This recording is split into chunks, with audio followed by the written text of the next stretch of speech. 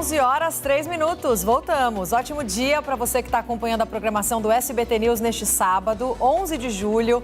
Vamos juntos pelas próximas 2 horas, conversando sobre as principais notícias do fim de semana. Eu sou Roberta Russo. Já teremos análise, entrevistas e outras apurações que também estão no sbtnews.com.br. O ministro Alexandre de Moraes, do Supremo Tribunal Federal, mandou soltar o ex-prefeito de Belford Roxo e pré-candidato ao Senado pelo Rio de Janeiro, Márcio Canella. A gente lembra, ele foi preso nessa semana em flagrante por posse ilegal de um fuzil durante a 6ª fase da Operação Unha e Carne da Polícia Federal.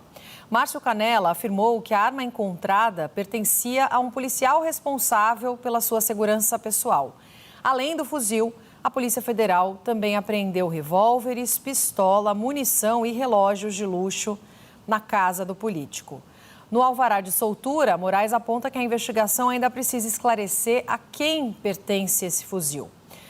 Canella tinha sido transferido para Bangu 8. O ex-prefeito terá agora que cumprir medidas cautelares enquanto responde em liberdade, incluindo o uso de tornozeleira eletrônica, proibição de deixar o país e a suspensão do porte de arma. Em nota, a defesa afirmou que a prisão não se sustentava, já que a arma apreendida era legalizada e registrada em seu nome de segurança. Aliados do senador afirmam que Canella, que estava confirmado na chapa e teria a mãe de Flávio Bolsonaro como suplente, não tem mais condições de participar da eleição. É sobre isso que a Basília Rodrigues, em Brasília, chega com a gente com análise. Basília, bem-vinda de novo nesta manhã de plantão com a gente aqui no time do SBT News. A gente falava ao longo da semana sobre a inviabilidade, de Márcio Canella se manter nessa disputa, o que complica ainda mais o jogo político de Flávio Bolsonaro. Estamos falando aí de Cláudio Castro, de outras figuras importantes também na composição, envolvidas em investigações. Ele tem alguma chance de disputar as eleições, Basília? Pois é, não está descartada a possibilidade de Márcio Canella seguir nessa chapa como candidato ao Senado Federal pelo União Brasil, que é o partido que está coligado, está apoiando a candidatura à presidência da República de Flávio Bolsonaro no Rio de Janeiro. Não tem uma definição do partido, a legenda nacional, mas alguns integrantes do União Brasil fazem campanha para Flávio, assim como também tem aqueles que fazem campanha para Lula, e especialmente no Rio de Janeiro, que é reduto eleitoral do bolsonarismo, Flávio contava com a candidatura de Márcio Canella ao Senado Federal. Agora, com a liberação dele da prisão, novos cálculos políticos vão ser feitos, novas conversas. Ainda ontem, conversando com integrantes da campanha de Flávio, eles minimizavam aí as acusações, dizendo que é necessário separar o joio do trigo. O Márcio Canella acabou sendo preso em meio a uma operação da Polícia Federal que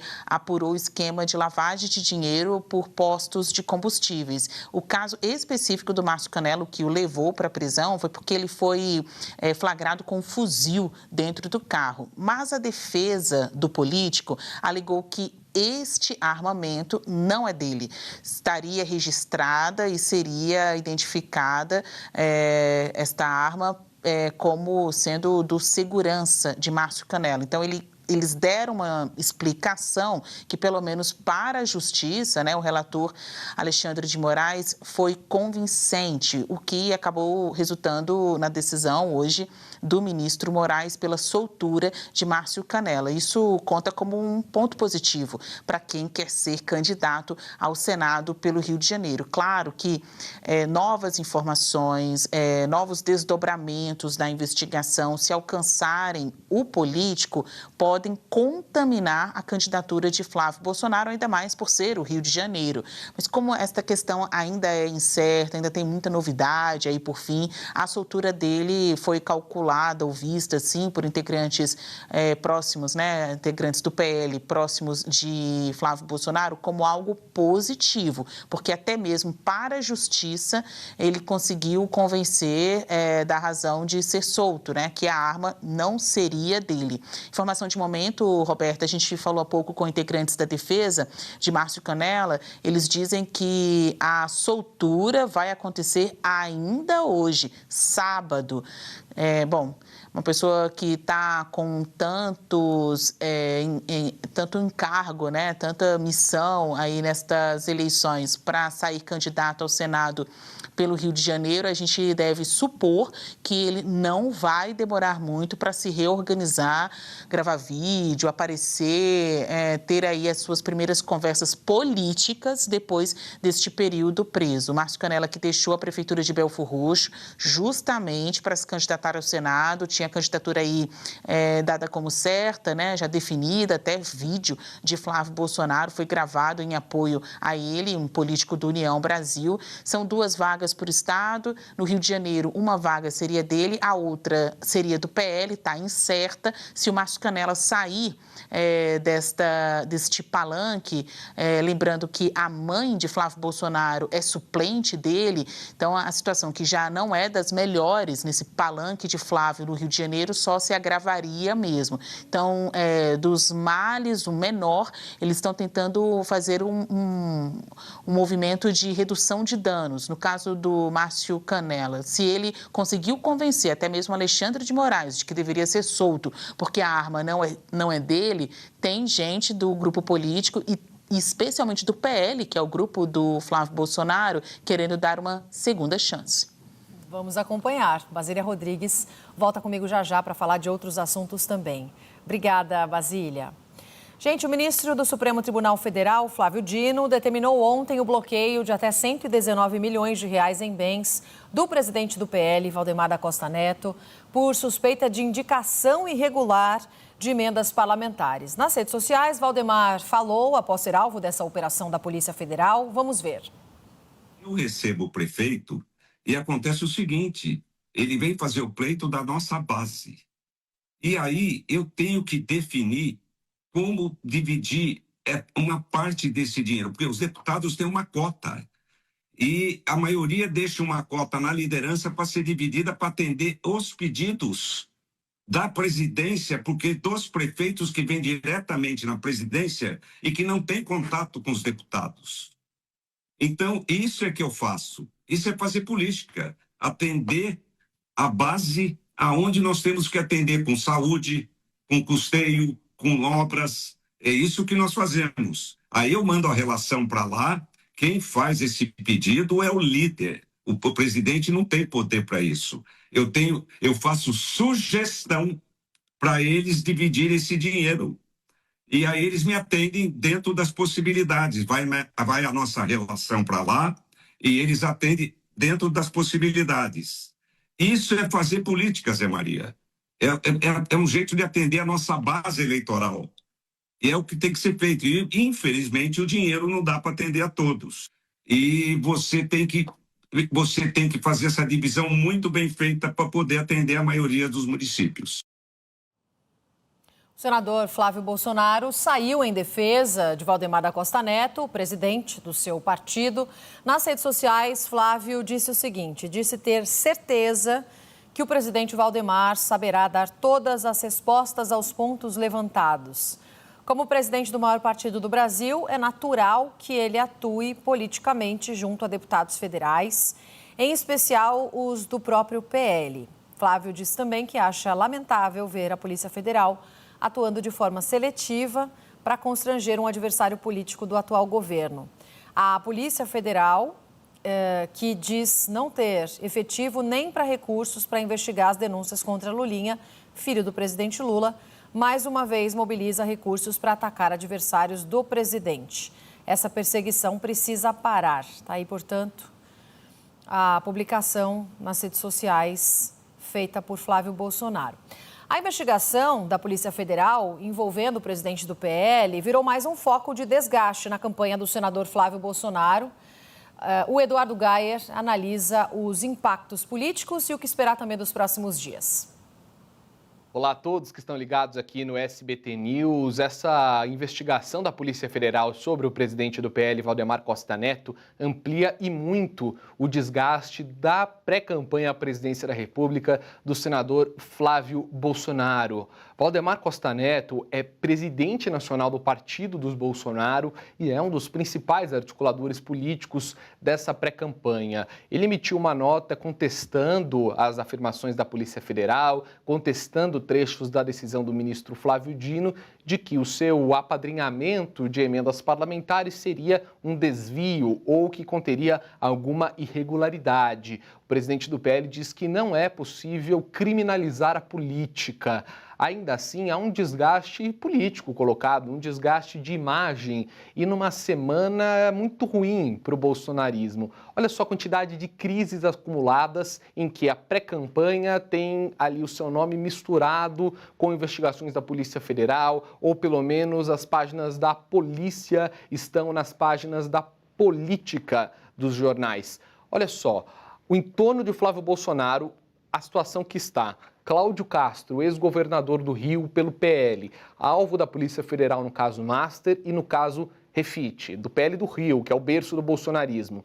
Ainda no Rio de Janeiro, Sóstenes Cavalcante, alvo da Polícia Federal numa investigação de suposto desvio de emendas parlamentares, na verdade ali até da cota parlamentar, um dinheiro da gasolina e tudo mais. A PF encontrou milhares de reais nos armários de Sóstenes Cavalcante. Ele nega, diz que é dinheiro ali da venda de um imóvel. De qualquer forma, está sendo investigado. E agora, o presidente do PL, Valdemar Costa Neto, alvo da Polícia Federal. Não foi uma operação, até porque a Procuradoria-Geral da República negou, deu um parecer contrário aos pedidos, inclusive, de quebra de sigilo, mas está ali na mira da Polícia Federal. Então é uma situação muito complicada que vive a campanha de Flávio Bolsonaro com esses aliados um tanto incômodos. Isso só para falar de Polícia Federal, para além dos desgastes políticos de, por exemplo, o senador ter pedido dinheiro para o Daniel Vorcaro para bancar o filme Dark Horse, que foi o que começou toda essa crise da qual a campanha nunca mais saiu.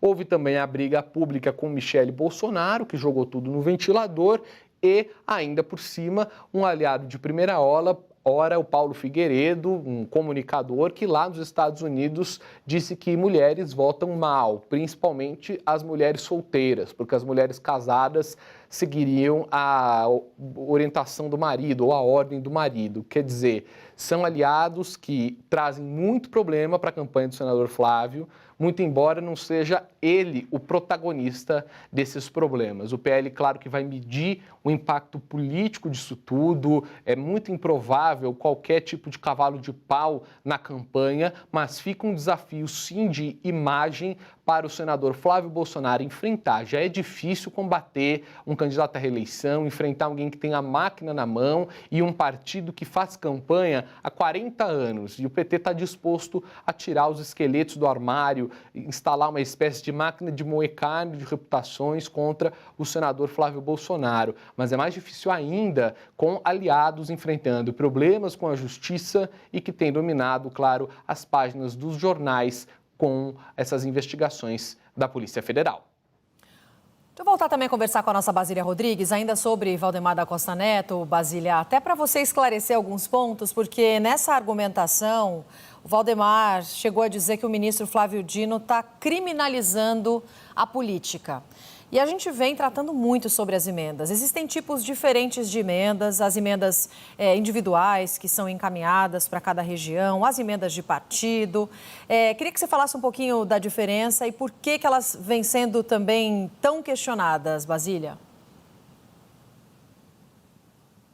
Pois é, até pouco tempo havia um limite, né, das classificações aí, das emendas, de individuais, de bancada, mas elas ganharam contornos mais amplos, porque o orçamento para as emendas parlamentares explodiu, né, nos últimos anos, ainda mais a partir do superempoderamento e fortalecimento do legislativo, né? A gente vê aí gestões desde Eduardo Cunha, que foi a gestão que levou ao impeachment da ex-presidente Dilma Rousseff, em seguida outros políticos que poderiam ter até algum tipo de contrariedade com Eduardo Cunha, mas uma mesma missão, tornar o Congresso ainda maior. E uma das formas de ter poder é ter dinheiro. Hoje, o orçamento destinado às emendas parlamentares ultrapassa a casa dos 50 bilhões de reais, né? Quando a gente pega o cômputo geral destas emendas.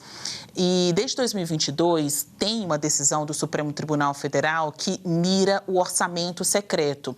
Isso para dar aí uma disciplina nas regras que vinham sendo adotadas, um tanto sem lastro, sem a garantia do rastreio de onde esse dinheiro estava sendo empregado. E como a gente vê a partir destas últimas operações da Polícia Federal, esta decisão não fez muito sucesso, né, no Congresso, não deu muito certo. Eles até ficaram intimidados pelo plenário do STF, chegaram a suspender, né, terem aí as suas emendas suspensas por algum período, mas na prática o jogo continuou. Eles encontraram outras formas de conseguir fazer essas alocações de recursos ao arrepio do que está na lei. Esta fase de momento dessa Operação Transparência, que é uma operação que nasceu das investigações da Polícia Federal, da supervisão do ministro Flávio Dino, que é o relator de todos os casos hoje, ou de boa parte dos casos que concentram aí esse foco, né, nas emendas parlamentares, na cota parlamentar, mostra que pessoas que nem mesmo são deputados federais também tinham ascendência sobre a destinação destes recursos. A operação ontem era sobre Valdemar Costa Neto, o presidente do PL, um dos políticos mais influentes aqui de Brasília. O PL, que é a maior bancada da Câmara dos Deputados, tem o maior orçamento já por ter feito muitas cadeiras nas últimas eleições, é também o partido do ex-presidente Jair Bolsonaro. E agora, a informação publicada hoje pelo UOL e confirmada por nós aqui do SBT News, mostra que também Eduardo Cunha, ex-presidente da Câmara dos Deputados, teria que se explicar sobre a destinação de recursos, que na condição de não deputado, ele também estaria fazendo pedidos para parlamentares e sendo determinante na execução destes recursos. O Valdemar Costa Neto, ele concedeu uma entrevista ontem à Jovem Pan. Foi esse trecho que a gente exibiu há pouco para vocês aqui no SBT News.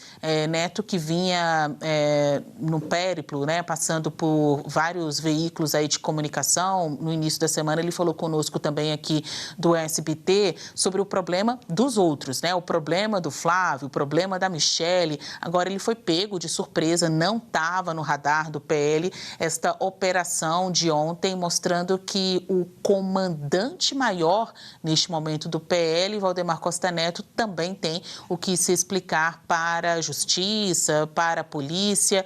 Há aí muita preocupação dos partidos diante dessas ofensivas investigativas, né, dessa vontade de colocar pratos limpos da PF, do STF, às vésperas da campanha, às vésperas das eleições deste ano. Emenda parlamentar para projeto de parlamentar em nome de interesse público, mas é claro que serve para abastecer projetos, obras, planos de políticos que estão em busca de reeleição ou de eleição para alimentar o grupo político daquele deputado em questão. O que a investigação mostra não são meras sugestões ou até mesmo pressão para que o dinheiro fosse liberado. É como se a ordem de pagamento partisse do Valdemar Costa Neto, né? Como se o critério fosse adotado por ele. Não à toa, muitas destas emendas iriam para São Paulo, que é o reduto eleitoral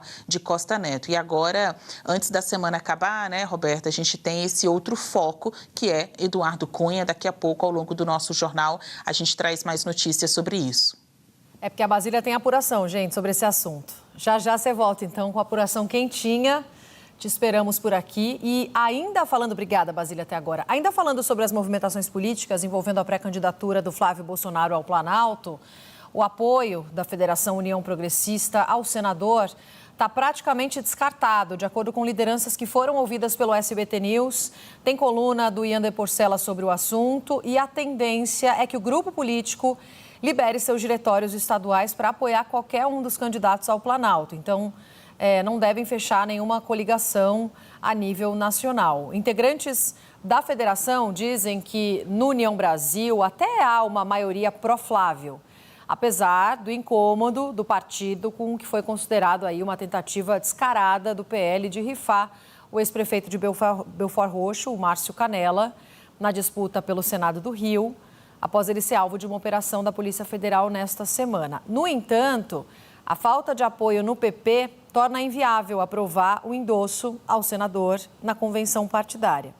De acordo com integrantes da federação, o senador Ciro Nogueira vetou o apoio a Flávio, depois de avaliar que o pré-candidato do PL não defendeu como deveria, no caso Master, não defendeu o próprio Ciro.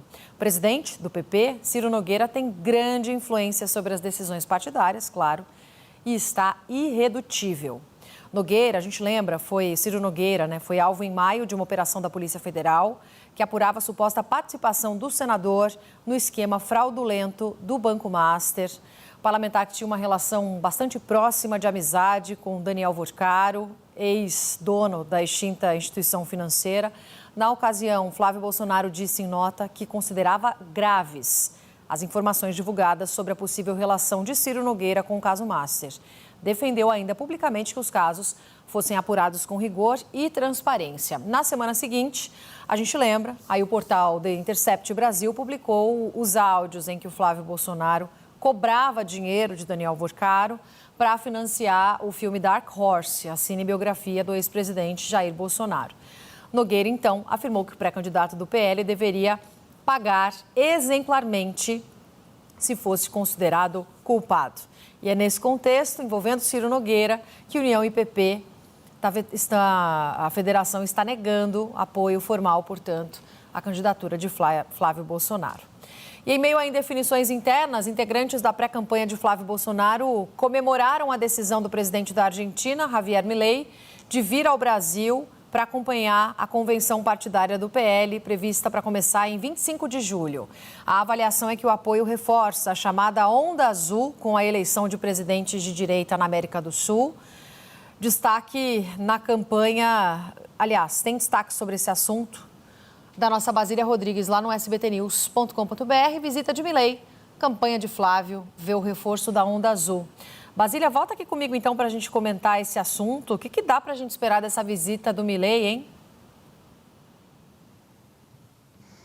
O Milei não avisou ao governo brasileiro, nem por meio do Palácio do Planalto ou do Itamaraty, que é o Ministério de Relações Exteriores, também, até o momento que se sabe, não comunicou ao Supremo Tribunal Federal que pretende vir ao Brasil e quer visitar o ex-presidente Jair Bolsonaro, que cumpre pena domiciliar, mas já deixou aí a campanha do Flávio Bolsonaro bastante entusiasmada, porque ele disse que vem no dia 25 de julho para acompanhar a convenção do PL, que é quando a expectativa da confirmação da candidatura de Flávio Bolsonaro à presidência da República. No fim de junho, Flávio, que esteve na Argentina, foi recebido, dizem seus aliados, de uma maneira muito calorosa pelo Milei, ele que é um presidente de direita aqui na América do Sul, é um dos nomes que encabeçam esse movimento da Onda Azul, depois dos resultados favoráveis à direita no Peru, na Colômbia, muita pressão para que o mesmo aconteça aqui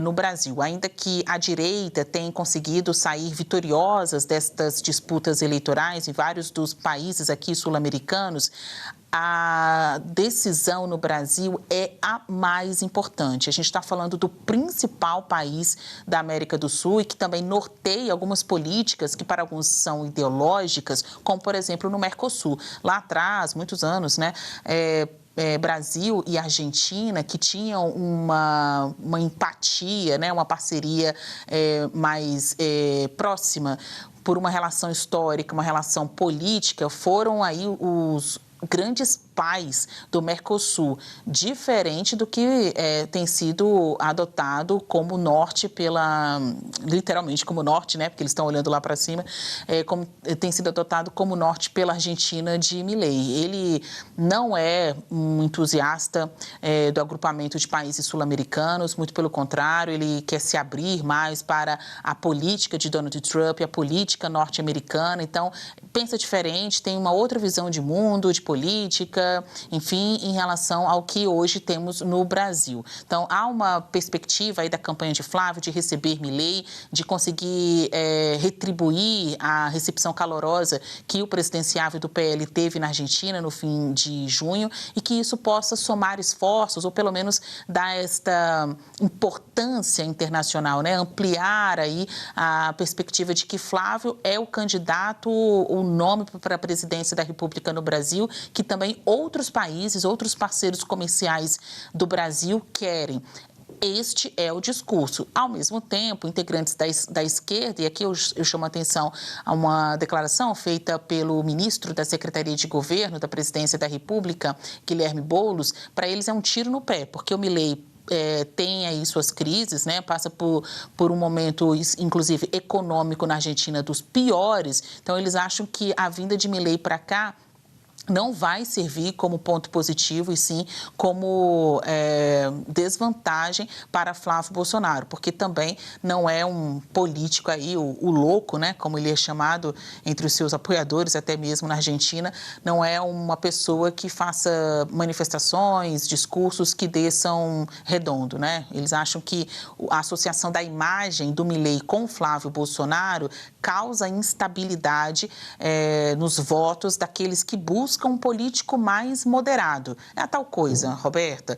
A gente está há 3 meses das eleições, tem todo mundo fazendo 1000 análises, olhando o copo meio cheio, meio vazio. Fato é que, sem necessariamente precisar disso, Flávio Bolsonaro está comemorando, seus aliados também, com esta decisão de Milei anunciar que vem para o Brasil em um momento, vai ser bem importante para o PL, de definição da chapa para a presidência, Senado, deputado federal, em que até mesmo integrantes do PL dizem, será que vai ser o Flávio mesmo? Na hora que você pensa que entre os convidados, né, na plateia, vai ter até o presidente de um outro país, as chances de que um movimento anti-bolsonarista dentro do PL se erga para defender, por exemplo, a Michelle Bolsonaro, parece ficar menor, né? Parece que a presença de um aliado da envergadura do presidente argentino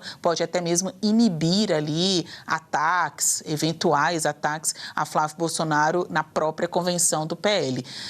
Tem várias expectativas de que o Flávio seja confirmado, mas ninguém está falando de um jogo fácil, né? Há 2, 3 semanas atrás, a madrasta dele fez um vídeo em que o acusou de humilhá-la, de desrespeitá-la, maltratá-la. Então, a gente sempre fica trabalhando aí, esperando a próxima crise. É isso. Vamos seguir acompanhando, mas não deixa de estar desafiando, né, o presidente Lula, não só dizendo que vem ao país para apoiar o candidato da oposição, mas também dando a entender que quer visitar o ex-presidente Jair Bolsonaro, que segue preso, né, está em prisão domiciliar. Basília, obrigada. Até já. Em instantes conversamos mais sobre outros assuntos também. E o senador e pré-candidato à presidência, Flávio Bolsonaro, esteve ontem em Fortaleza para o lançamento da pré-candidatura de Alcides Fernandes ao Senado pelo Ceará. A escolha de Alcides, a gente lembra, foi um dos pontos de atrito aí principais entre Flávio e Michelle Bolsonaro, que defendia a pré-candidatura da vereadora Priscila Costa, que deve assumir uma cadeira na Câmara dos Deputados. A mudança na composição da Câmara ocorreu depois da retotalização dos votos das eleições de 2022, que foi determinada pelo Tribunal Superior Eleitoral. A nova apuração alterou o cálculo da distribuição das cadeiras em Alagoas e também no Ceará. E há 2 semanas da convenção do PL, que vai definir os candidatos do partido deste ano, o registro de Michelle Bolsonaro para o Senado Federal é tratado ainda como uma certeza por integrantes da cúpula, que afirmam, deixa eu colocar aqui a apuração da nossa Basília na tela, estão afirmando, portanto, que a ex-primeira-dama é candidatíssima. A gente sabe que ainda não houve a confirmação por parte da Michelle se vai disputar. Recentemente, ela fez um movimento de deixar a presidência do PL Mulher, após a divulgação dos vídeos, né, em que vieram à tona aí os embates com Flávio Bolsonaro.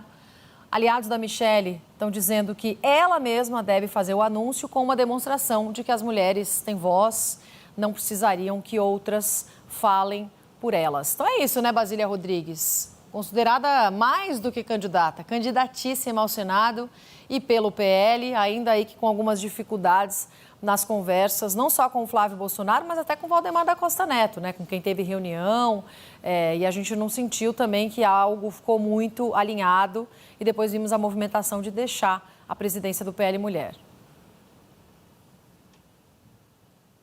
Foi a semana da Michelle, com a divulgação daquela pesquisa Meia Ideia, que a coloca como a mulher mais influente do Brasil, né? Entrevistados responderam isso. Até mesmo à frente de nomes do show business, né? Musical, e também à frente do nome da primeira-dama, Janja Silva. Então, a Michelle Bolsonaro foi a que contou com a maior adesão de brasileiros, dizendo que ela é a mulher mais influente do Brasil. Então, esse bons ares, né, esse humor positivo ali em torno da imagem de Michelle Bolsonaro fez até com que ela antecipasse o lançamento de um movimento chamado Imparáveis MB, que são as iniciais de Michelle Bolsonaro. Esse movimento, dizem, já seria lançado, só que ficaria para depois das eleições, é quase que um substituto do PL Mulher para Michelle Bolsonaro, que deixou de comandar o PL Mulher depois de bater de frente com Flávio Bolsonaro e ser muito atacada, especialmente nas redes sociais, por apoiadores de Flávio. Então, vem aí o movimento da Michelle, ela lançou nesta semana, né, o Imparáveis MB, que vai estar aberto à adesão tanto de mulheres quanto de homens que tenham esta bandeira de colocar mulheres em postos de liderança também. Então, não precisa ser somente mulher para fazer parte deste grupo. É um grupo que guarda características de fandom, como eles chamam, né, de fã-clube mesmo, com um grupo de mobilização política, de uma ideia. A Michelle Bolsonaro, ela se reafirma uma liderança de direita a partir destas movimentações e há sempre a dúvida, isso porque é Michelle ou porque é Michelle Bolsonaro? Se eventualmente ela se descolar da figura do seu marido, o ex-presidente Jair Bolsonaro, por qualquer revés da família, né? A gente vê que há uma questão, um componente muito pessoal ali, íntimo, da relação entre eles presente. Se acontecer isso e a Michelle conseguir ser eleita ao Senado Federal, a gente está falando de um mandato de 8 anos. Esta campanha eleitoral é importante para a direita, é importante para quem é de esquerda também, que é a reeleição de Lula, mas também tem muito a ver com as biografias, né? Com a história pessoal de cada um. No caso da Michelle Bolsonaro, depois dela ter dado esse grito de revolta, de liberdade, ao gravar um vídeo contra o Flávio Bolsonaro, a eventual eleição dela ao Senado Federal deixa muito mais poderosa, né? Ela hoje tem um capital político que é inegável, mas sempre tem aquela dúvida, será que isso é pela associação com o nome Bolsonaro ou ela conseguiria ter voo solo mesmo sem estar com a imagem colada com a do marido? De acordo com integrantes da cúpula do PL, Michelle Bolsonaro não é só candidata, é candidatíssima. Está todo mundo esperando mesmo que no próximo dia 25 de julho, né, que é o dia da convenção do PL, não apenas o nome de Flávio Bolsonaro seja confirmado para a presidência da República como candidato, mas também Michelle como candidata ao Senado pelo Distrito Federal. E as pesquisas de intenção de voto aqui, Roberta, não deixam dúvida. Ela é a mais cotada para assumir uma das 2 vagas do Senado por Brasília. É isso. Vamos seguir acompanhando. Daria para a gente ficar horas aqui analisando Michelle Bolsonaro, as movimentações que ela vem fazendo. Inclusive, lançou ontem, né, outro grupo na internet chamado Imparáveis, em conjunto com o perfil do PL Mulher. A gente tem muito ainda para interpretar das verdadeiras motivações de Michelle Bolsonaro. Basília, obrigada, viu? Em instantes, conversaremos mais por aqui também. O presidente Lula está perto de fechar o palanque em Minas Gerais. Nos próximos dias, de acordo com a apuração da nossa equipe, o presidente deve chamar o ex-ministro Patros Ananias para uma conversa. Nosso Yander Porcela tem mais detalhes. Olá a todos que nos acompanham aqui no SBT News. O ex-ministro Patrus Ananias, que é filiado ao PT, se tornou o nome favorito do presidente Lula nos últimos dias para ser candidato ao governo de Minas Gerais. O PT fez um tracking, aquela espécie de pesquisa interna que os partidos costumam fazer nessa semana, e nesse levantamento o ex-ministro apareceu com 15% de intenções de voto. É muito mais do que outros possíveis candidatos do PT, como os deputados Reginaldo Lopes e Rogério Correia, atingiram. Esses dois nomes, que também foram testados em trackings internos do PT, atingiram apenas 4% de intenção de voto cada um. Nos últimos dias, então, cresceu dentro do partido a vontade de lançar Patrus Ananias como candidato ao Palácio da Liberdade. Só que ainda falta uma conversa final com o próprio presidente Lula. Nos próximos dias, Lula deve chamar Ananias para uma conversa no Palácio da Alvorada, para entender se, de fato, o ex-ministro está disposto a cumprir essa missão no estado de Minas Gerais. E aí, durante esse encontro, que ainda não tem uma data exata marcada, os dois então devem bater o martelo se Ananias será ou não esse candidato.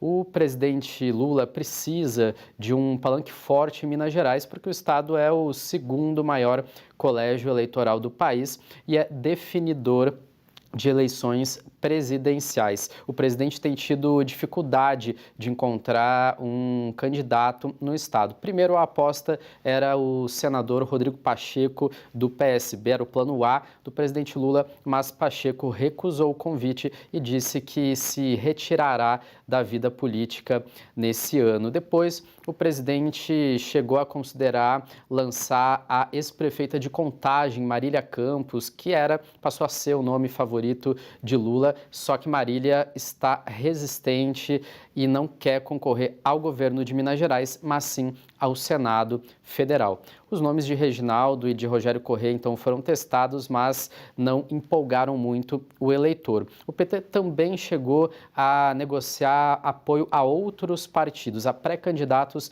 de outros partidos, como Alexandre Calil, do PDT, Jarba Soares, do PSB e também Gabriel Azevedo, do MDB. Só que essas conversas não foram para frente e hoje a tendência é que o partido lance, de fato, uma candidatura própria. E aí surgiu, então, ali em conversas reservadas, o nome, a possibilidade de indicação de Patrus Ananias, que é ex-ministro, foi ministro do Desenvolvimento Social durante os primeiros 2 mandatos do presidente Lula no Palácio do Planalto e também foi ministro do Desenvolvimento Agrário no governo Dilma Rousseff. Ananias também foi prefeito de Belo Horizonte na década de 90, é uma figura bastante conhecida no estado e que carrega pouca rejeição. Isso para o PT é importante em Minas Gerais, porque o partido ficou bastante marcado negativamente pela gestão de Fernando Pimentel, que é filiado ao PT, foi governador de Minas Gerais, mas acabou muito mal avaliado pela população. Então, nos próximos dias, deve haver essa definição sobre o palanque do presidente Lula em Minas Gerais. Nesse levantamento interno do PT, quem aparece em primeiro lugar nas pesquisas é o senador Cleitinho, do Republicanos. Logo depois vem Alexandre Calil, que é do PDT, mas o Patrus Ananias fica logo abaixo de Calil. A expectativa no PT é que, se ele for candidato durante a campanha, ele pode crescer com o apoio do presidente Lula, ultrapassar Calil e ir para o segundo turno, garantindo, então, esse palanque ao presidente em Minas Gerais.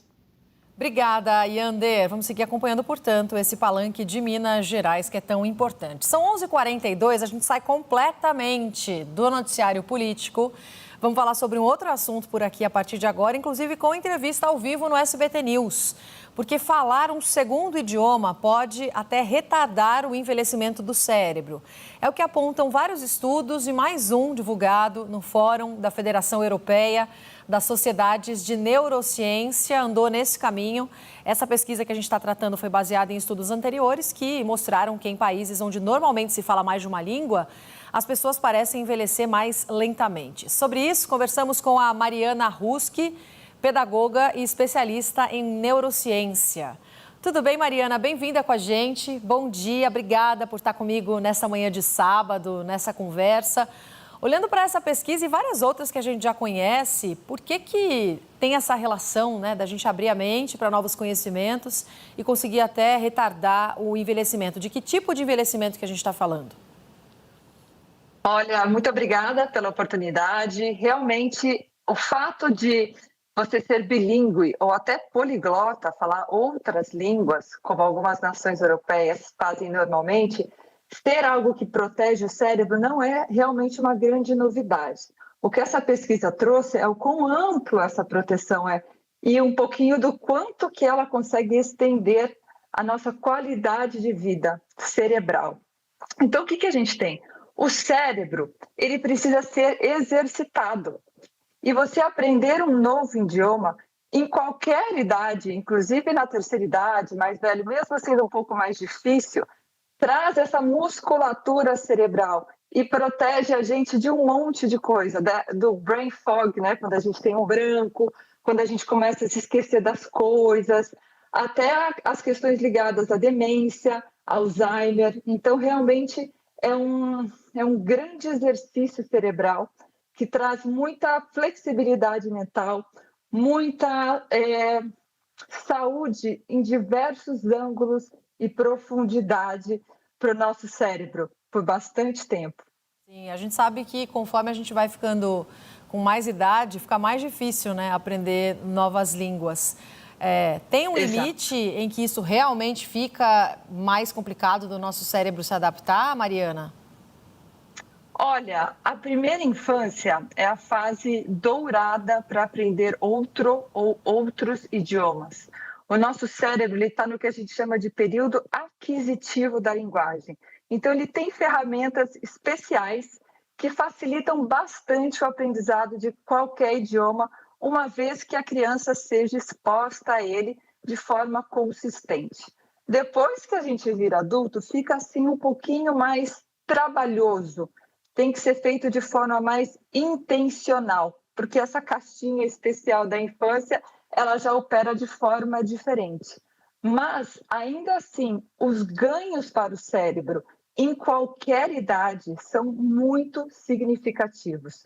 Então, você ter a resolver aprender depois de, sei lá, 50, 60 anos, nossa, que trabalho, é verdade, mas é esse trabalho intencional que é o ouro, a cereja do bolo dessa jovialidade do cérebro. Então, tudo que dá trabalho, que a gente tem que pensar, que a gente tem que se dedicar, é justamente o que trabalha essa musculatura neurológica e garante essa longevidade. Sim, só que a gente está falando sobre essa elasticidade cerebral em tempos que, pelo contrário, né, as redes sociais, essa rolagem infinita aí dos aplicativos estão destruindo a nossa mente. Ano retrasado, a palavra mais marcante, né, do ano foi brain rot, que é justamente a gente perdendo a capacidade, né, de raciocínio, a capacidade de conexões, porque são tantos balões abertos, é tanta informação, vídeos curtos, que isso acaba destruindo a nossa capacidade reflexiva. E quando você tem algo muito mais complexo, que é aprender um idioma, isso sim treinaria mais a nossa cabeça. Tem como impedir esse brain rot, o tanto que estamos ficando mais desligados, desconcentrados, com esse volume tão grande de informações, Mariana? Olha, esse ponto é excelente. O nosso cérebro, ele foi desenhado pela nossa biologia, pela nossa evolução, para ter o kick de dopamina, a famosa dopamina, que hoje em dia, né, a gente tem ouvido muito falar, após, de fato, um período de esforço. Então, qual é o papel fisiológico da dopamina? Fazer você se esforçar, fazer você repetir, fazer você tolerar a frustração de uma jornada difícil até você conseguir o objetivo. Daí você sente aquele bem-estar da dopamina. Infelizmente, esses aspectos que você trouxe relacionados a redes sociais, a barra de rolagem, esses vídeos curtos, eles fazem um curto-circuito nesse processo cerebral que faz com que o kick de dopamina venha sem todo esse percurso onde nós, de fato, aprendemos e exercitamos o cérebro. Então, o que a gente tem que fazer? A gente tem que cuidar para que as crianças não tenham essa exposição tão cedo, porque daí, logo no período mais sensível do desenvolvimento do cérebro, elas perdem esse esforço, elas perdem o costume de resistir à frustração, resistir a algo que demanda mais tempo, resistir a algo que frustra e que eu tenho que tentar de novo. E eu acabo gerando um adulto que tem essa necessidade de coisas mais fáceis, rápidas, mas que nunca vai conseguir aprofundar.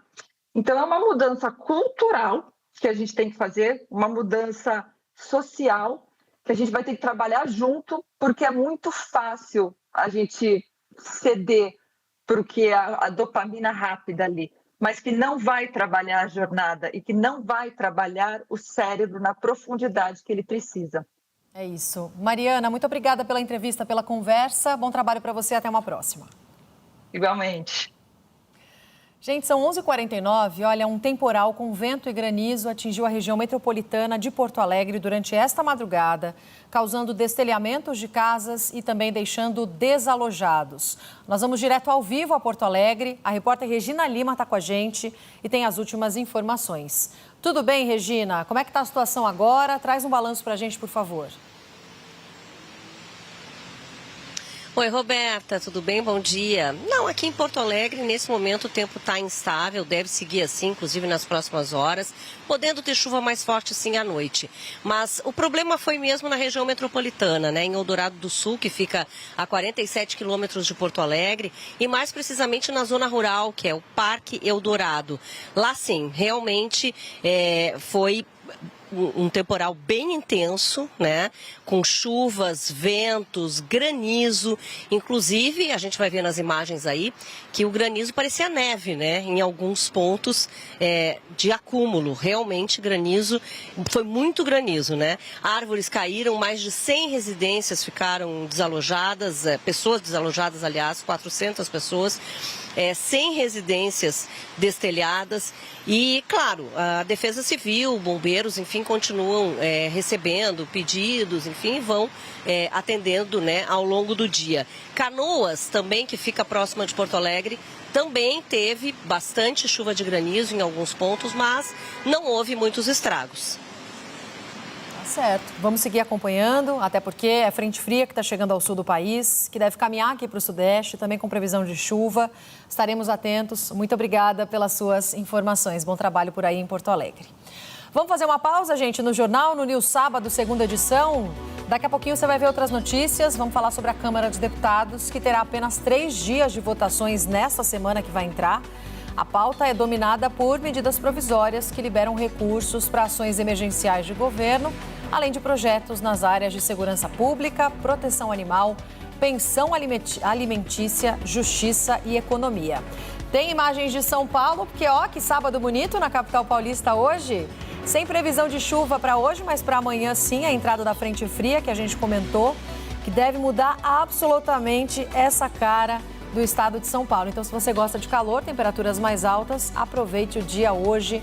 Máxima pode bater os 27 graus. 11h51, volto já.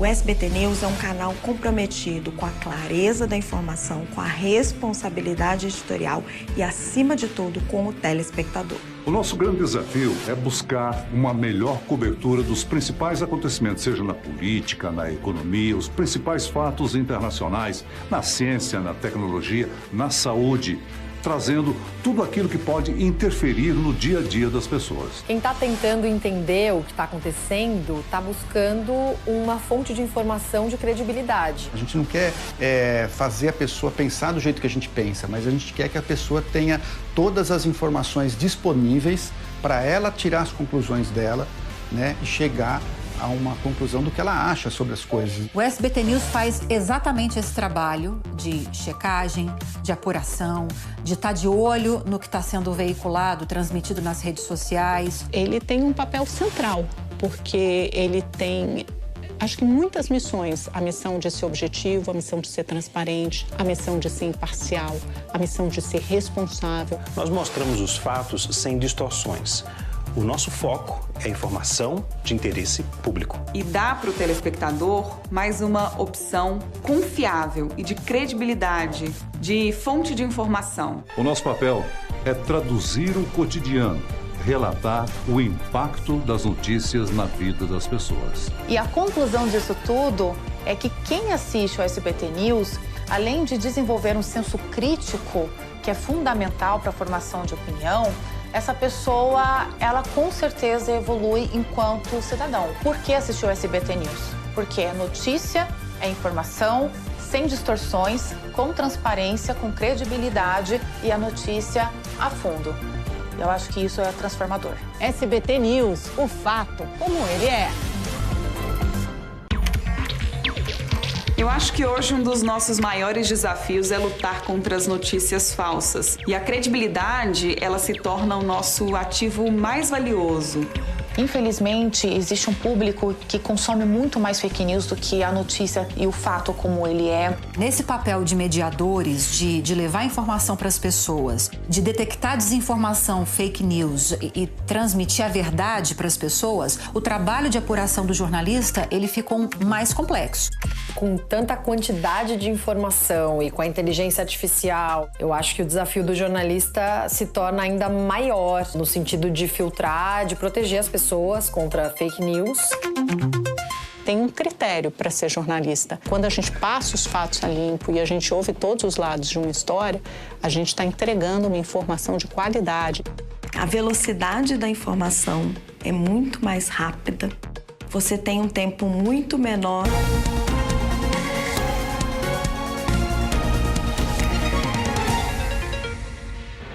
Faltando 5 minutinhos para meio-dia, voltamos com a edição de sábado aqui do SBT News. Vamos juntos pela próxima hora, conversando, te atualizando sobre todas as notícias mais importantes deste 11 de julho de 2026.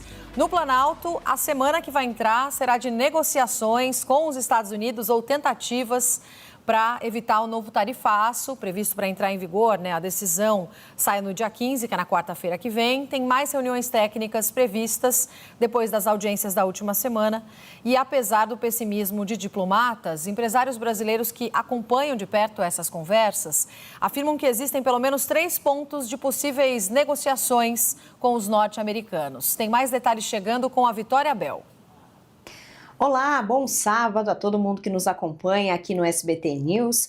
A semana será de mais discussões entre Brasil e Estados Unidos numa tentativa de evitar o novo tarifaço de 25% sobre produtos brasileiros. Apesar das baixas esperanças do governo do Brasil, as negociações continuam entre a diplomacia, integrantes também do Ministério da Indústria e Comércio e os técnicos do Departamento de Comércio americano, que é liderado pelo secretário Jamieson Greer. Uma nova reunião ou novas reuniões entre os técnicos devem acontecer até o próximo dia 15, que é a data que foi colocada pelo USTR, que é justamente o Departamento de Comércio americano, para estabelecer ou não a recomendação da tarifa aplicada, da nova tarifa aplicada a produtos brasileiros. Claro que essa decisão pode acontecer um pouquinho depois, mas a previsão é que essa recomendação seja de fato dada no dia 15.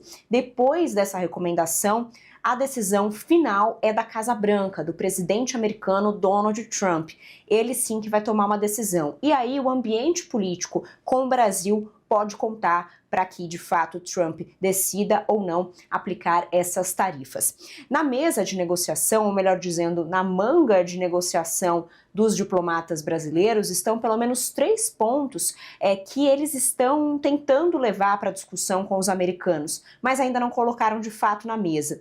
Por quê? De acordo com a diplomacia brasileira, é importante que não se revele todas as armas de negociação sem que o o adversário sem que o outro país demonstre que está de fato disposto a negociar. E essa demonstração, essa disposição de negociação não tem sido demonstrada pelos americanos nas últimas negociações, nas últimas reuniões entre Brasil e Estados Unidos. De toda forma, quais são esses 3 pontos de negociação que estão aí na manga dos diplomatas para eles tirarem as cartas a qualquer momento? O primeiro deles seria a redução de barreiras regulatórias sobre equipamentos médicos e automotivos. Por quê? Existe hoje alguns impedimentos, algumas regras que acabam levando à demora da importação brasileira de produtos que são produzidos nos Estados Unidos, de cunho automotivo e também de equipamentos médicos.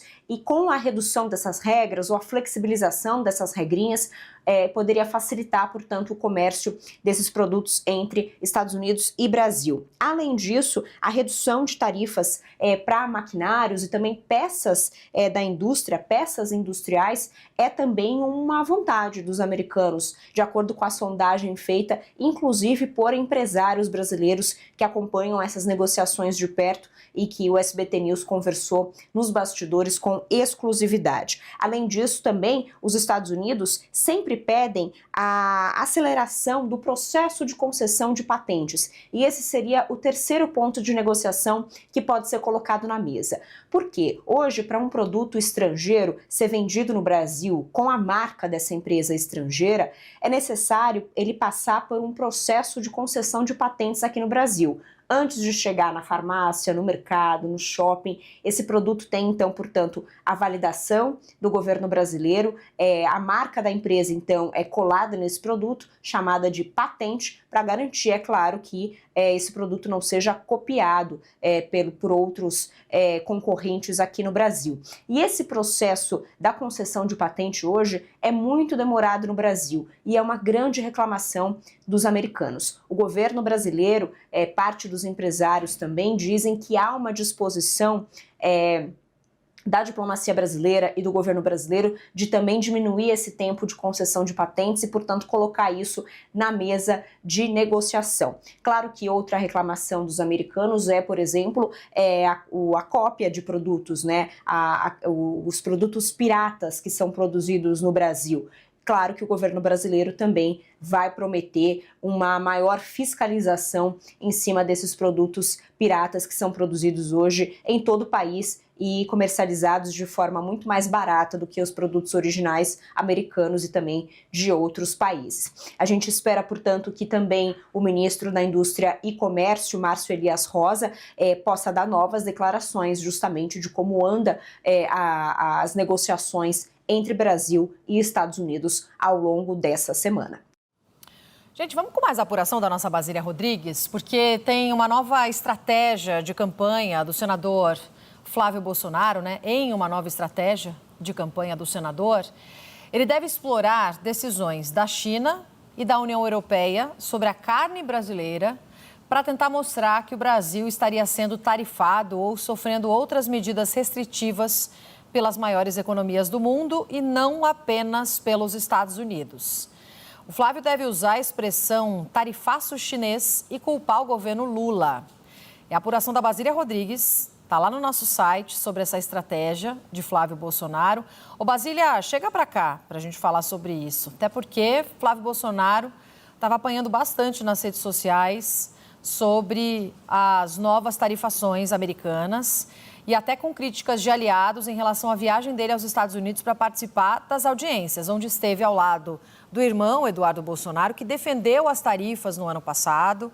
O governo atual, né, presidente Lula e o governo conseguiram capitalizar bastante essa ideia do tarifaço que foi colada na família Bolsonaro e não estava diferente na ocasião dessas tarifas e das discussões de agora. E uma forma de sair disso é tentar colar no que ele está chamando de tarifaço chinês. Conta mais.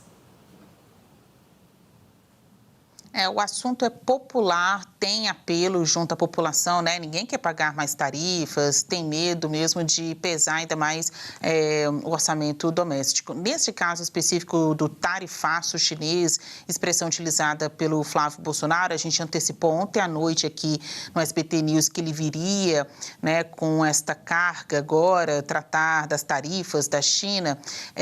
De acordo com esta decisão da China, isso vale para a produção de carne bovina no Brasil. Em janeiro deste ano, a China decidiu aplicar 55% de tarifa para o produto brasileiro, né? Mas na ocasião foi negociada uma cota, então um limite sobre o qual ainda seriam aplicados 12% de impostos. Este limite de produção do Brasil e exportação para a China já foi alcançado. Então, diante do esgotamento dessa cota, o que é 12%, passaria a ser 55%. Os frigoríficos brasileiros estão preocupados com isso, já há alguns meses vem determinado férias coletivas para diminuir a produção da carne, exemplo no Mato Grosso, Rio Grande do Sul. Esta estratégia de Flávio Bolsonaro vir falar de um tarifaço chinês, que não tem um alcance tão amplo quanto do americano, né, destinado à carne brasileira, é uma estratégia alinhada a estas preocupações de frigoríficos brasileiros, que são uma parcela importante do agro. Há uma perspectiva, então, de que a China passe a cobrar este valor de imposto dos produtos brasileiros, porque a cota já se esgotou. O presidenciável Flávio Bolsonaro quer fazer um contraponto ao tarifaço dos Estados Unidos, mostrar que o Brasil está sendo punido ou sofrendo medidas, seja tanto tarifárias quanto restritivas, pela China, pela União Europeia, sobre a carne brasileira e colocar isso na conta do presidente Luiz Inácio Lula da Silva. Novamente aqui uma consideração, né? Nada disso se compara com o tarifaço dos Estados Unidos, porque ele é muito mais amplo e tem efeitos muito mais desastrosos para a economia brasileira. Mas é um argumento que está sendo utilizado pelo Flávio para responsabilizar o Lula e mostrar que tarifas não é um assunto somente do governo de Donald Trump. Vale destacar que, no caso da União Europeia, os europeus suspenderam, né, o Brasil da lista de países que estão aptos a exportar a carne para eles.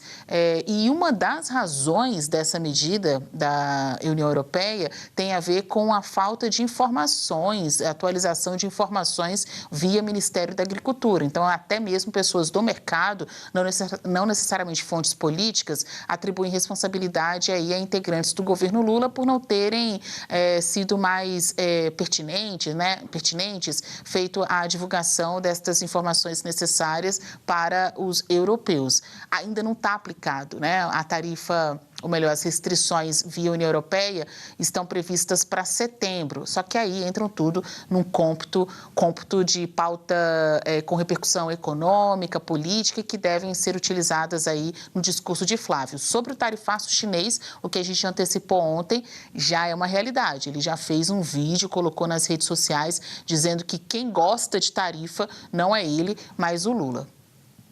Vai ser difícil para os dois lados nessa semana sair desse assunto do tarifaço atual dos Estados Unidos, se de fato vier, né, se for confirmado na próxima quarta-feira, que é a data final para a resolução. Basília, obrigada, viu, pela sua análise, pelos bastidores que você trouxe. Daqui a pouquinho você volta comigo. Até já. O governo brasileiro decidiu esperar a aplicação dessa nova fase do tarifaço dos Estados Unidos para tentar calibrar como vai ser a reação. A estratégia foi definida durante reunião do presidente Lula com ministros do Palácio do Planalto. Em resposta, não está descartado o uso da lei da reciprocidade, que permite aplicar retaliações econômicas equivalentes. A gente vem falando sobre essa possibilidade bastante aqui na nossa programação. A gente lembra que o anúncio, como a gente falou, de Washington, deve ocorrer na próxima quarta-feira, o prazo final é dia 15, com as sobretaxas que, portanto, chegam a 25%. Embora o cenário internacional preocupe, o foco principal do encontro com ministros e especialistas foi discutir a política nacional para minerais críticos. Ontem, portanto, teve essa reunião ministerial do presidente Lula, focando nos minerais críticos, que podem ser um tema, um caminho para tentar algum tipo de negociação com os Estados Unidos. E aí, durante essa reunião, o presidente Lula criticou a postura tanto da China quanto dos Estados Unidos. O presidente avaliou que, apesar da infraestrutura e do conhecimento técnico já existentes no país, o principal entrave para o Brasil ocupar uma posição de destaque no mercado global não é a falta de recursos ou de capacidade científica, mas sim a ausência de um direcionamento estratégico. Vamos ouvir um trecho dessa fala do presidente. Eu, sinceramente, achei que a gente era quase que analfabeto nesse assunto. E nessa reunião ficou claro o potencial de conhecimento que o Brasil tem em todas essas coisas que parecem uma coisa só da China, obcecada, sabe, em ser a única do mundo, e da inveja do Trump de querer, sabe, tomar o conhecimento da China. Olha, e quando a gente fica sabendo numa reunião com especialistas do potencial de conhecimento que o Brasil já tem, da capacidade de formação de profissionais que o Brasil já tem, das empresas que nós já temos que cuidam disso, ou dos institutos que cuidam disso, ou seja, a gente fica pensando o que falta para nós. Falta uma decisão política. Falta uma decisão de governo. O que o governo deseja que aconteça nesse país e o que o governo quer propor à sociedade brasileira. Se falta laboratório, nós temos que criar laboratório. Se falta um instituto necessário, vamos ter que criar um instituto. Se falta fazer mais laboratório nos institutos federais, vamos chegar a 782 no Brasil este ano, vamos criar laboratório. Se falta nas universidades, vamos criar. Se o Trump está preocupado com a China, pode começar a estar preocupado com o Brasil, que nós vamos ser detentor de fazer as mesmas coisas ou mais qualificadas que o chinês faz. Nós não queremos ser vendedor de matéria-prima. Nós queremos ser exportador de inteligência, de conhecimento. E é isso que a gente vai fazer com essas famosas terras tão raras que eu ainda não as conheço, mas vou conhecer. Em meio à expectativa de aplicação desse novo tarifaço por parte dos norte-americanos, a Comissão de Relações Exteriores da Câmara tenta ouvir na próxima semana o chanceler Mauro Vieira sobre o ofício em que o Itamaraty alertou, na última semana, que a classificação das facções criminosas brasileiras, PCC e Comando Vermelho, como terroristas, poderia abrir caminho para uma possível intervenção militar dos Estados Unidos aqui no nosso país. Tem mais informações com a Marcela Matos. Olá, um ótimo sábado para todos que nos acompanham. Olha, está grande aqui em Brasília a expectativa sobre a definição do governo americano se vai impor ou não um novo tarifaço contra produtos brasileiros. Essa definição deve acontecer na próxima quarta-feira. E nesse mesmo dia, a Comissão de Relações Exteriores da Câmara dos Deputados tenta ouvir o chanceler Mauro Vieira. Isso porque o Itamaraty encaminhou um ofício à Câmara dos Deputados em que falou que aquela decisão do governo americano de enquadrar as facções criminosas como terroristas pode abrir ali uma brecha para uma invasão militar americana aqui no Brasil. Essa declaração, esse posicionamento do Itamaraty acabou gerando ali uma forte reação, inclusive por parte do governo americano, que chamou essa hipótese de absurda, e também acabou gerando essa reação na Câmara dos Deputados, porque a Comissão de Relações Exteriores acabou convocando um ministro a dar esclarecimentos, para que ele fale então sobre esse posicionamento encaminhado ao Congresso Nacional.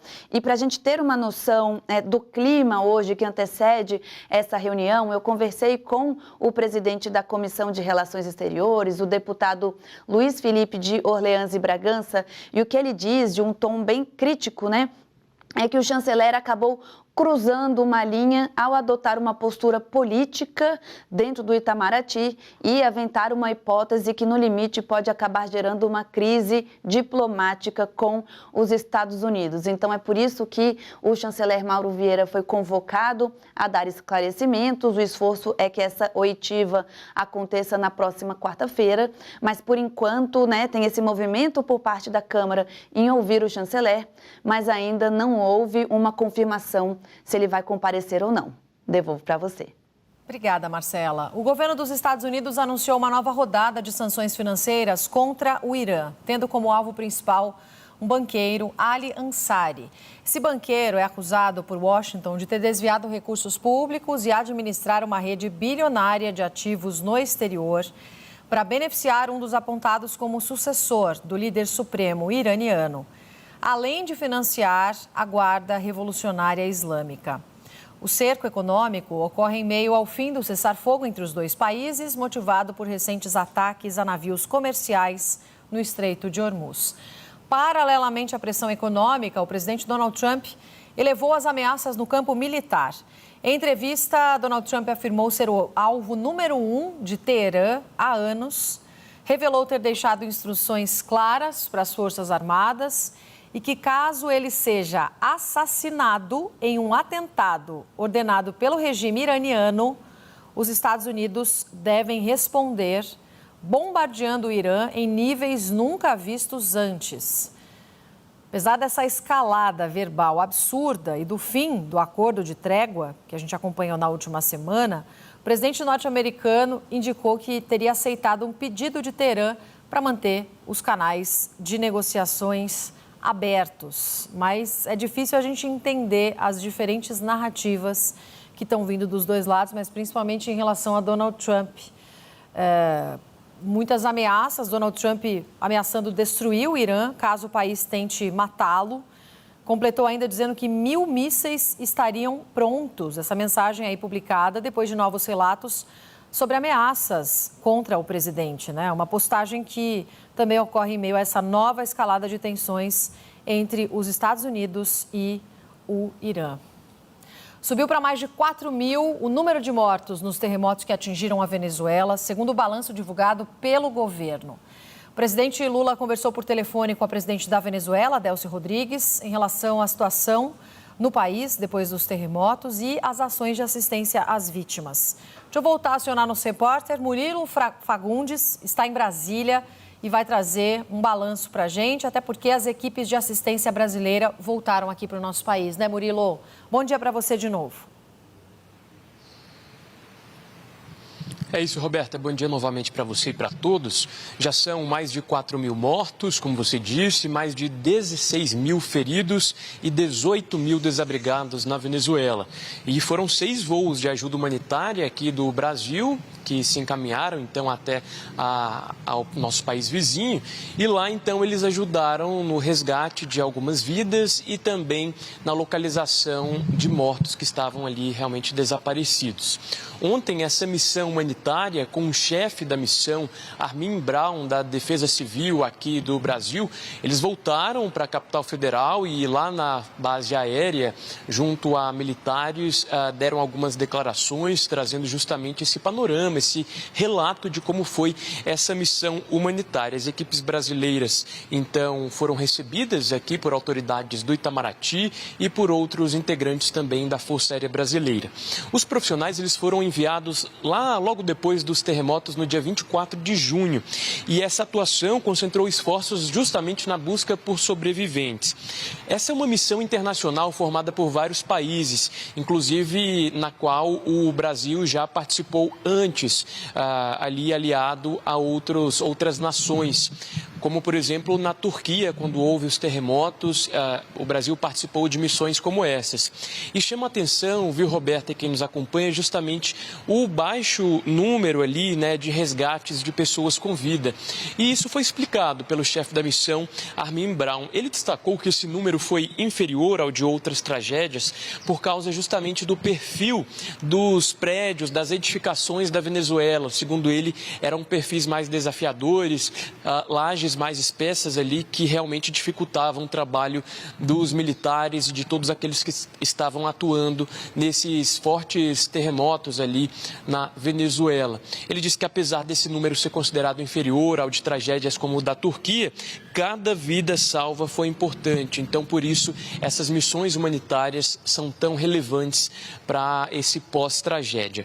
Segundo ele, esses eventos recentes mostram que as equipes precisam estar cada vez mais preparadas para atuar em terremotos. Graças a Deus, aqui no Brasil, nós não temos tantos episódios de terremoto por conta dessa formação geológica, mas fica o alerta, já que estamos tão perto aqui dos nossos irmãos vizinhos venezuelanos, e houve essa tragédia de números aí tão chocantes, tão alarmantes.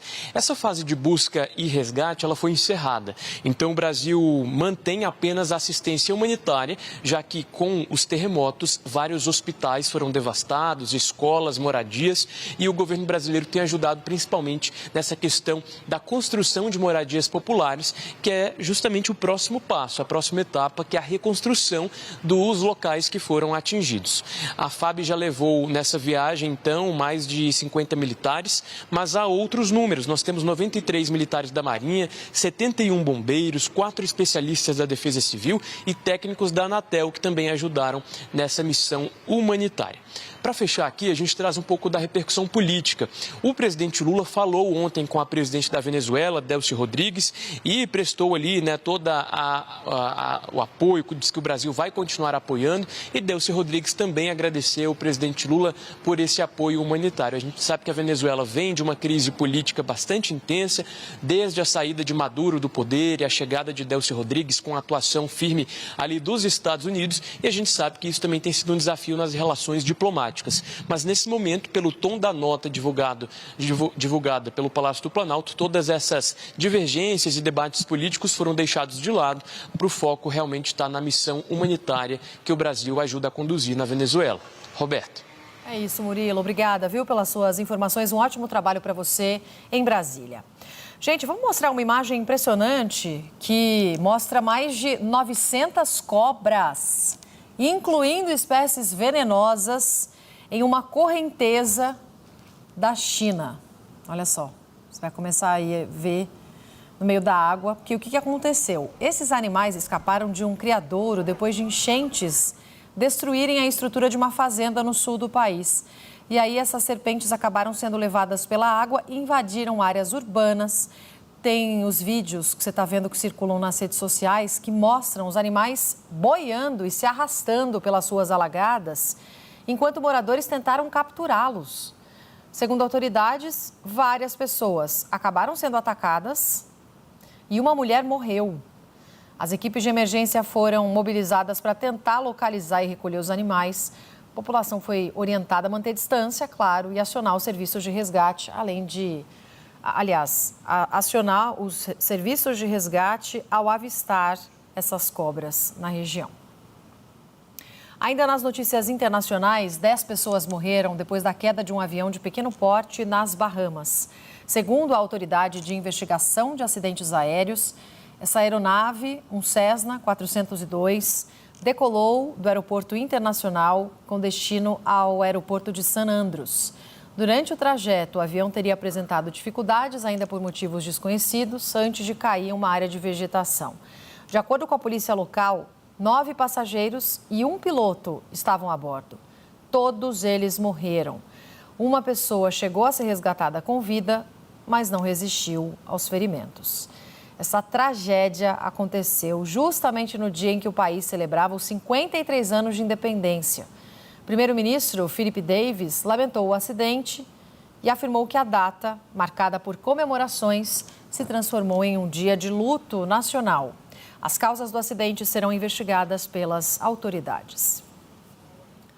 E a União Europeia acusa a Meta, dona do Facebook e do Instagram, de descumprir as regras do bloco para plataformas digitais. Segundo os reguladores, a empresa mantém recursos que incentivam os usuários a passarem mais tempo nas redes e exigem mudanças na reprodução automática e rolagem ilimitada. A Meta poderá ser multada caso não faça essas alterações.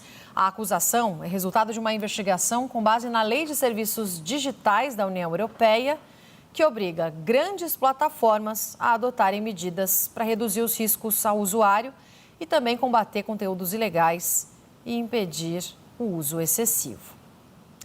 A Câmara dos Deputados tem apenas 3 dias de votação nessa semana, porque depois é recesso, e a pauta é dominada por medidas provisórias de assuntos variados, aí que liberam recursos para ações emergenciais do governo, além de projetos nas áreas de segurança pública.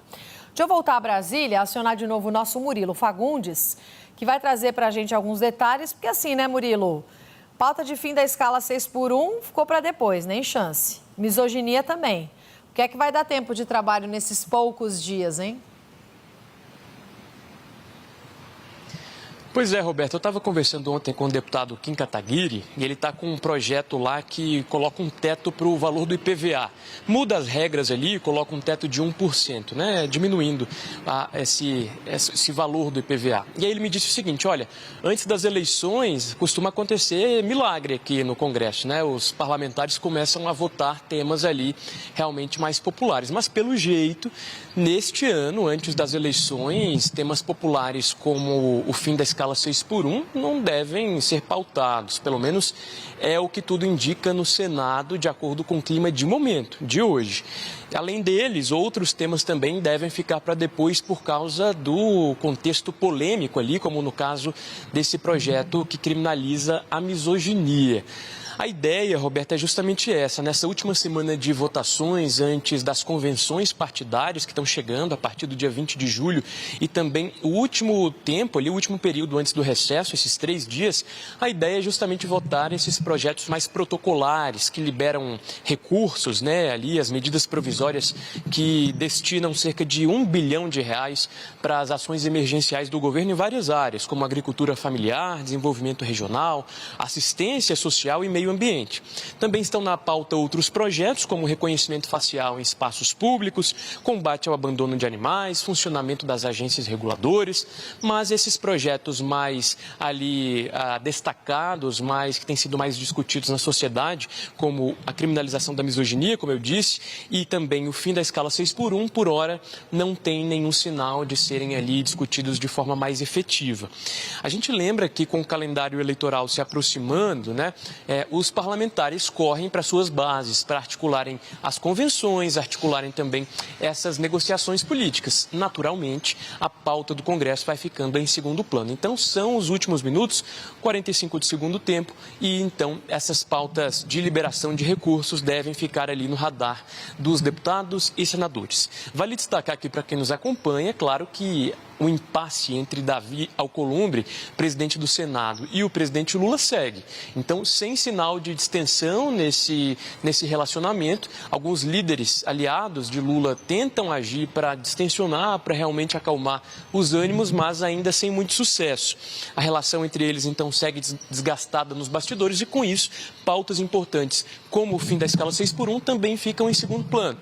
Davi Alcolumbre tem dito que não vai recuar, não vai sair da posição de colocar a tramitação no seu tempo ali mais devagar, um tempo mais tranquilo para análise e não vai acelerar essa tramitação do fim da escala 6x1. E claro, isso deve ser um ativo eleitoral que o presidente Lula e pré-candidato à reeleição deve abordar na campanha se isso continuar dessa forma. Então, Lula deve dizer, olha, meu governo colocou em pauta, mas o Senado colocou o pé no freio ali e não votou o fim da escala 6x1 e o início da escala 5x2. A ver, viu, Roberta? Mas por hora, só essas pautas realmente de liberação de recursos. É isso, Murilo. Obrigada, viu? Te volto a conversar aqui ao longo do jornal. Ranier Bragon, nosso analista em Brasília, analisou também o que pode ser votado, o que deve ficar para depois e o peso dessas pautas, né, já que o recesso começa no dia 18. Olá a todos que acompanham o SBT News nesse sábado. De fato, o Congresso Nacional, vamos começar pelo um fato que é interessante. A rigor, deputados e senadores nem poderiam sair de férias nesse mês de julho, porque a lei, a Constituição determina que esse recesso ele só deve ocorrer caso o Congresso Nacional tenha aprovado a LDO, que é a Lei de Diretrizes Orçamentárias, que serve ali de parâmetro para a elaboração do orçamento federal. deputados e senadores nem começaram a discutir a LDO, ou seja, ela não vai ser votada, mas mesmo assim eles vão entrar no chamado recesso branco a partir dessa última semana agora, na segunda quinzena de julho, e só voltam em agosto. Bom, essa última semana de trabalho, de fato, ela também está um pouco engessada, está esvaziado, o Congresso já está naquele ritmo pré-eleitoral, mas tudo está girando em torno do estremecimento da relação entre Davi Alcolumbre e o presidente Lula.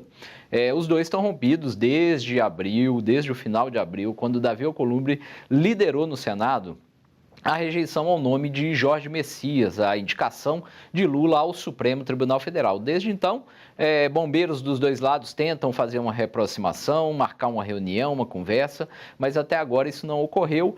Com isso, Davi Alcolumbre adota uma atitude mais ou menos ali de oposição na condução ao Senado. Devido a isso, o único projeto que está mais ou menos encaminhado para ser votado no Senado na quarta-feira é o que trata da aposentadoria especial para agentes de saúde, um dos itens aí da chamada pauta bomba.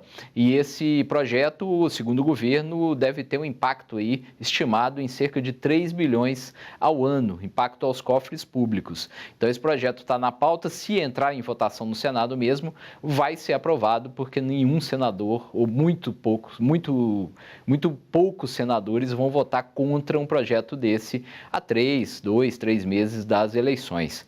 Então, fora isso, tem uma série de projetos ali que podem ter alguma discussão ali, mas vão ficar para ser analisados mesmo depois da volta dos trabalhos parlamentares. Eu vou até ler aqui uma lista desses projetos, de alguns deles, né, dos principais. A LDO, que eu já citei, o fim da escala 6x1, que deve ficar, inclusive, para depois das eleições, porque está travada no Senado, justamente por Davi Alcolumbre, PEC da segurança pública, regulamentação da inteligência artificial, regulamentação das big techs, PL da misoginia, reajuste do teto do MEI, renegociação de dívidas rurais, autonomia orçamentária do Banco Central, PLP que trata dos combustíveis, entre outros. E aí tem um detalhe também interessante que é bom registrar. Na volta dos trabalhos parlamentares, em agosto, a gente já vai estar ali há 2 meses das eleições. Então, em agosto e setembro, o Congresso tradicionalmente também vai estar muito esvaziado. A rigor, Câmara e Senado devem marcar 1 ou 2 votações nesses 2 meses, 1 semana de votação ou 2 semanas de votação nesses 2 meses. As outras semanas vão ser usadas aí para a campanha. Deputados, senadores vão estar em ritmo de pré-campanha. O Senado e a Câmara deveriam voltar a trabalhar, por exemplo, no dia 1º de agosto, só que até 5 de agosto, os partidos vão estar fazendo as convenções partidárias. É o prazo final para as convenções para definir os candidatos oficiais aí à disputa para o Congresso, assembleias estaduais, governos dos estados, Senado e Presidência da República. Então, essa primeira semana de agosto também deve ser esvaziada e não vai ter uma retomada dos trabalhos na prática. Ou seja, muitos desses projetos, alguns desses aqui que eu li, e outros, vários outros, na prática, vão ficar para depois das eleições de outubro. Obrigada, Ranier. E atualmente travada no Senado, a discussão sobre o fim da escala 6x1 ganhou força no Congresso, com a proposta de reduzir a jornada de trabalho, além de ampliar o descanso de parte dos brasileiros. Tem um novo estudo indicando que essa mudança sozinha pode não ser suficiente para melhorar a qualidade de vida dos trabalhadores, como alguns críticos ao projeto têm questionado. Essa pesquisa que a gente vai tratar agora é a pesquisa Saúde Mental, Modelos de Jornada Laboral e o Paradoxo da Renda Complementar, que foi desenvolvida dentro do Centro de Inovação da USP e mostra que 33% dos profissionais pretendem usar o tempo livre conquistado com uma eventual redução da jornada para buscar uma renda complementar nos próximos 5 anos, ou seja, continuar trabalhando. Quem vai conversar com a gente sobre essa pesquisa é o CEO da FITER, pesquisador do Unidos USP e diretor de inovação da Associação Brasileira de Recursos Humanos de São Paulo, Sérgio Amadi. Sérgio, bem-vindo aqui ao SBT News. Muito obrigada por essa conversa com a gente. Queria que você falasse um pouquinho dessa pesquisa e dessa relação do tempo livre com mais trabalho. Até porque, se a gente pensa que a pessoa vai ter esse tempo a mais para fazer renda extra, e a gente sabe da situação financeira geral da população aqui do nosso país, ainda assim ela não estaria abrindo espaço para ter mais lazer? Exatamente esse é o ponto. Boa tarde, Roberta, é um prazer falar com você. E exatamente isso que a pesquisa ela relata. Quando a gente entrevista as pessoas e pergunta sobre a escala 5x2, se você tivesse tempo livre, o que você faria? Então, se você reduzir um dia de trabalho, o que você pretende fazer com esse trabalho? A pesquisa mostrou que 1/3 das pessoas tem o desejo de complementar a renda. E, basicamente, quando a gente olha esse ciclo, ele mostra uma tendência muito perigosa para o burnout, que é a síndrome de esgotamento. Porque quando a gente faz uma análise do tempo disponível, o que a pesquisa mostra que o problema não é o tempo livre, é exatamente o poder de compra. Então, se você faz um ajuste para evitar uma exaustão dentro de uma empresa, a gente está começando a migrar para modelos de exaustão autônoma, ou seja, a pessoa tem o tempo livre e esse tempo livre vai ser exatamente para fazer um trabalho. Por quê? Tem um ponto, Roberta, muito importante, que aproximadamente 59% da população tem dívida financeira. E quando você tem dívida financeira, você produz mais cortisol, que é o hormônio do estresse. Então, quando tem uma discussão agora super importante no Senado, agora no governo federal, e que virou a pauta da sociedade, a discussão não é apenas o tempo livre. É exatamente o outro ponto, o que nós fazemos com a fuga de talentos. Que uma outra informação, Roberta, super importante, que nos próximos 5 anos, a gente tem praticamente 59% das pessoas querendo empreender. E olha só que interessante, apenas 8% dos entrevistados querem trabalhar ainda no modelo CLT. Então, a gente está fazendo uma discussão, basicamente, do futuro do trabalho. Então, fazendo esse recorte, um outro ponto, que 59% da amostra são mulheres. E as mulheres, na pesquisa, relatam que esse tempo livre, elas gostariam de investir na família, no convívio e no autocuidado. Então, esse é um exemplo do cenário brasileiro, porque a gente tem que ter um ponto de vista biológico, né? Quando a gente olha na biologia, quantidade de sono, sente esgotamento, e tem uma outra informação relevante. Hoje, 43% da população, pela pesquisa apontada, sente esgotamento. E 49% sente que não dorme bem. Então, quando a gente olha do ponto de vista biológico e dívida financeira, a gente tem o que a gente chama de incongruência da falsa flexibilidade. Ou seja, você começa a discutir uma pauta para gerar flexibilidade para as pessoas, mas, no final das contas, tem outras correlações. A gente tem que olhar, num pilar, a parte financeira, em outro pilar, a parte física e biológica da pessoa, e, na outra parte, a mental. E se a gente tem muitas pessoas querendo empreender, inclusive com trabalho de aplicativo, tem um olhar urgente, porque a curva de tendência mostra na pesquisa um caminho muito perigoso, e o investimento de pauta, de discutir simplesmente 6x1 e ir olhando 5x2, não é 100% equivalente do que a população precisa. O olhar da pesquisa é que o debate deveria ser muito mais profundo, analisando outras questões antes, né? E não necessariamente que a 6x1 não funcionaria para liberar mais tempo livre para as pessoas. Exato, porque se a gente for olhar aproximadamente 212 milhões de habitantes, né, no Brasil, e a gente for olhar ali 101 milhões de trabalhadores, teve uma explosão no número de MEI. O que é MEI? Microempreendedor individual. Se a gente olhar os números brasileiros, tem uma curva crescente de pessoas empreendedoras. E outra explosão também, Roberta, foi o trabalho complementar com trabalhos de aplicativo, como está aparecendo agora aí na tela. Pessoas que trabalham, mas que já têm um segundo emprego complementando a renda.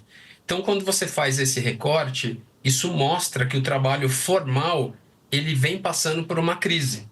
E quando você coloca na pauta um debate de 6x1, existe 6x1, por exemplo, em trabalho de aplicativo, eu te falo que pela engenharia não tem. Se a pessoa ela quiser trabalhar todos os dias, ela que vai decidir.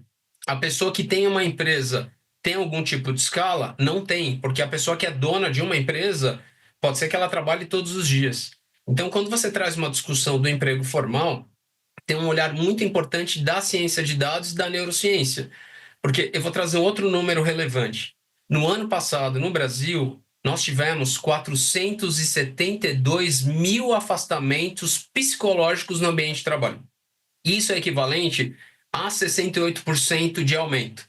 É quase o número de pandemia. Ou seja, a gente tem uma doença silenciosa, que é o esgotamento das pessoas, não só no Brasil e no mundo. E um ponto que agrava esse esgotamento é a sustentação financeira. Se a gente for olhar o salário mínimo desde 1994 até hoje, ele tem uma queda de quase 1/3 do poder de compra. Isso mostra que com o salário mínimo você tem um salário quase 1/3 menor. E essa linha, quando você faz na estatística, no cruzamento na USP, eu faço parte do NIDOS, que é a Residência de Inovação Tecnológica da USP, que a gente estuda o que chama de Problem Solution Fit. Você precisa estudar um problema real da sociedade, precisa ter uma métrica e fazer correlações estatísticas. E a gente faz previsão. Quando você faz todas as previsões, mostra uma curva de tendência de dívidas, curva de tendência de doenças psíquicas, e quando discute a pauta somente isso, que você vai dar mais um dia de folga para a população, a pessoa ela vai numa rota de fuga fazer um complemento de renda. Então, o que me parece, se a gente olhar o regulatório trabalhista, é muito mais importante modernizar o regulatório, trabalhar a eficiência pública com ajuste de impostos e fazer com que a empresa não tenha 100% essa carga, porque eu vou trazer uma contribuição, Roberto, aqui, que tem 2 pontos de vista, se eu sou a favor ou contra da escala, e eu vou falar aqui. Do ponto de vista biológico, as métricas e os números científicos mostram que a escala 5x2 é a escala mais sustentável a longo prazo, que é o que acontece na Europa e em vários países. Se a gente olhar países da Ásia, o cenário é bem pior que o cenário brasileiro em alguns países. Então, a gente está no bloco intermediário hoje no mundo quando fala de escala de trabalho. Então, pela biologia, a escala 5x2, sim, ela vai gerar prosperidade e sustentação. Mas, do ponto de vista de PIB, o que é o PIB? Produto Interno Bruto e economia do Brasil, o Brasil está caindo no ranking de eficiência econômica. Então, olhando essa lógica, tem que ter uma redução gradativa com uma contrapartida que as empresas tenham mais poder e que seja mais simples contratar pessoas. Porque se você olhar, por exemplo, em rede de supermercado, em algumas indústrias, mesmo com a escala do jeito que está, hoje as empresas não conseguem contratar. E a população também, de um lado, está correta, que precisa ter mais tempo com a família. Mas você precisa resolver o poder de compra a partir da remuneração e entender esse empreendedorismo para modernizar o regulatório. Então, uma pauta muito mais urgente é trabalhar o regulatório trabalhista e um dos pontos, Roberta, é olhar exatamente a carga horária. Essa discussão só de carga horária me parece bastante ineficiente do ponto de vista de neurociência, inclusive de economia. Tá certo. Sérgio, muito obrigada pela conversa com a gente aqui no SBT News, trazendo mais dados e reflexões sobre essa pesquisa. Obrigada, um bom trabalho para vocês. Até uma próxima. Até uma próxima. Obrigado. O presidente Lula recebeu a medida provisória alterada e aprovada pelo Congresso, que destina parte da arrecadação com as bets para a Polícia Federal. Esse texto aguarda agora a sanção presidencial. A medida prevê que parte da arrecadação do governo federal com as casas de apostas online passe a abastecer o Funapol, fundo responsável pelo aparelhamento da Polícia Federal.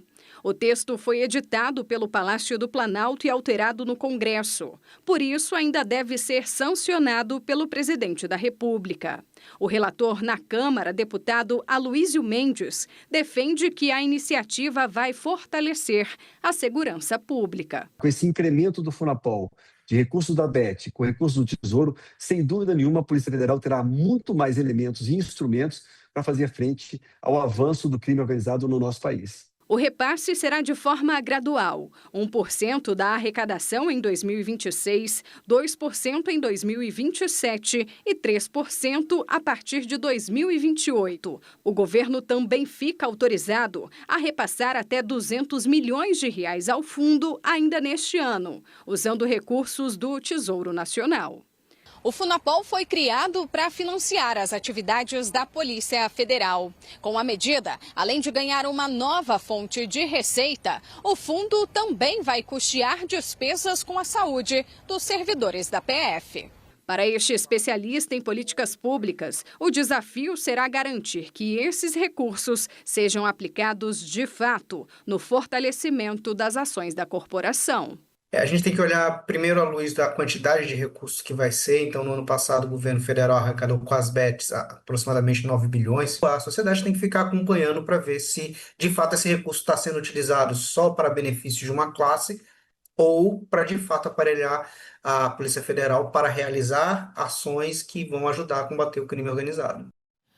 Agora nós voltamos a falar sobre aquela operação de ontem do ministro do Supremo Tribunal Federal, Flávio Dino, que determinou o bloqueio de até 119 milhões de reais em bens de emendas parlamentares do presidente do PL, Valdemar da Costa Neto, por suspeita de indicação irregular das emendas parlamentares.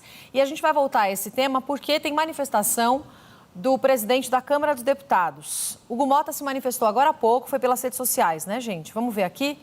Ele falou o seguinte, abre aspas, inconformismo diante da indevida intervenção judicial no mérito de atividade típica do parlamento.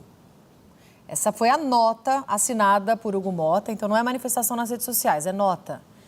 Que ainda destacou que a decisão em questão não identifica desvio, abuso ou aplicação irregular de verbas públicas e limita-se a inferições e a tentar criminalizar a atividade política. O presidente da Casa registra ainda confiança no trabalho dos seus servidores. A gente vai seguir acompanhando depois dessa manifestação de Hugo Mota e traremos também análises da nossa equipe em Brasília ao longo da nossa programação.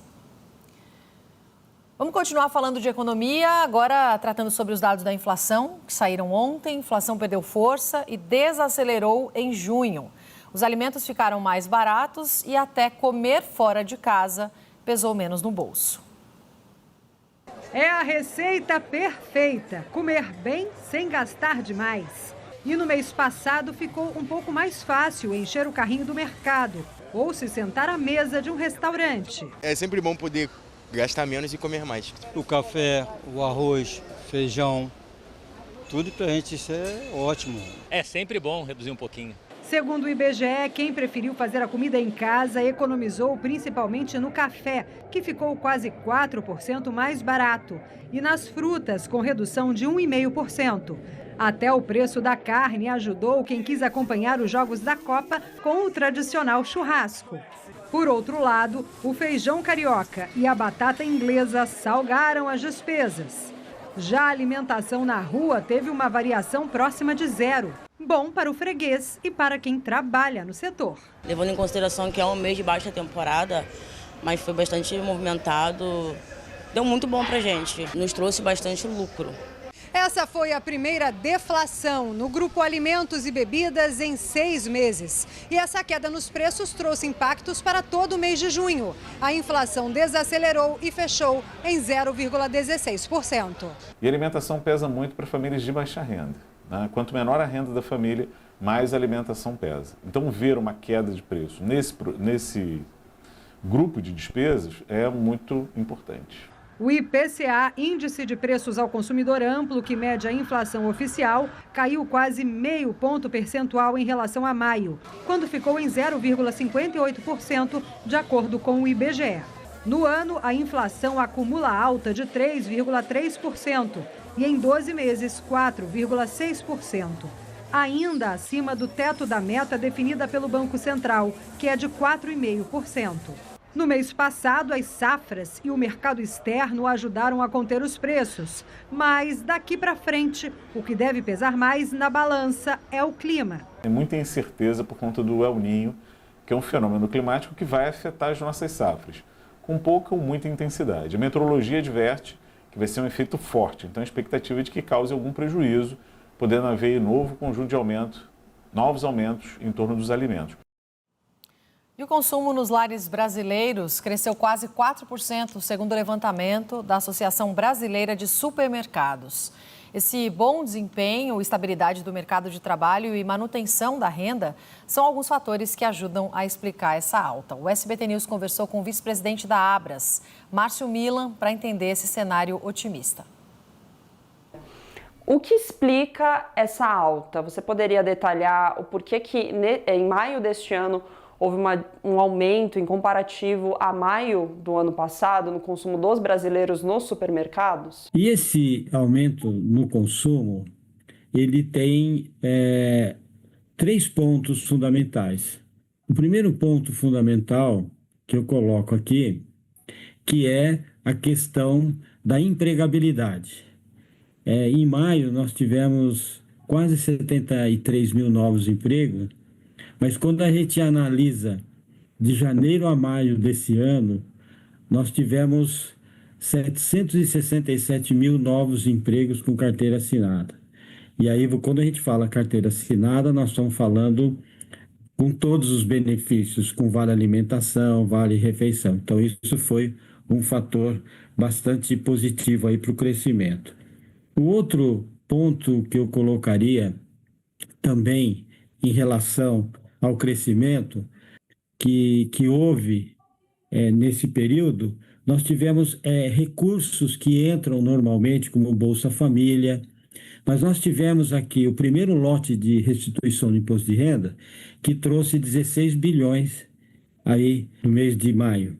Outro ponto também que é bastante positivo quando a gente analisa esses recursos foi a antecipação do 13º salários para os pensionistas do INSS.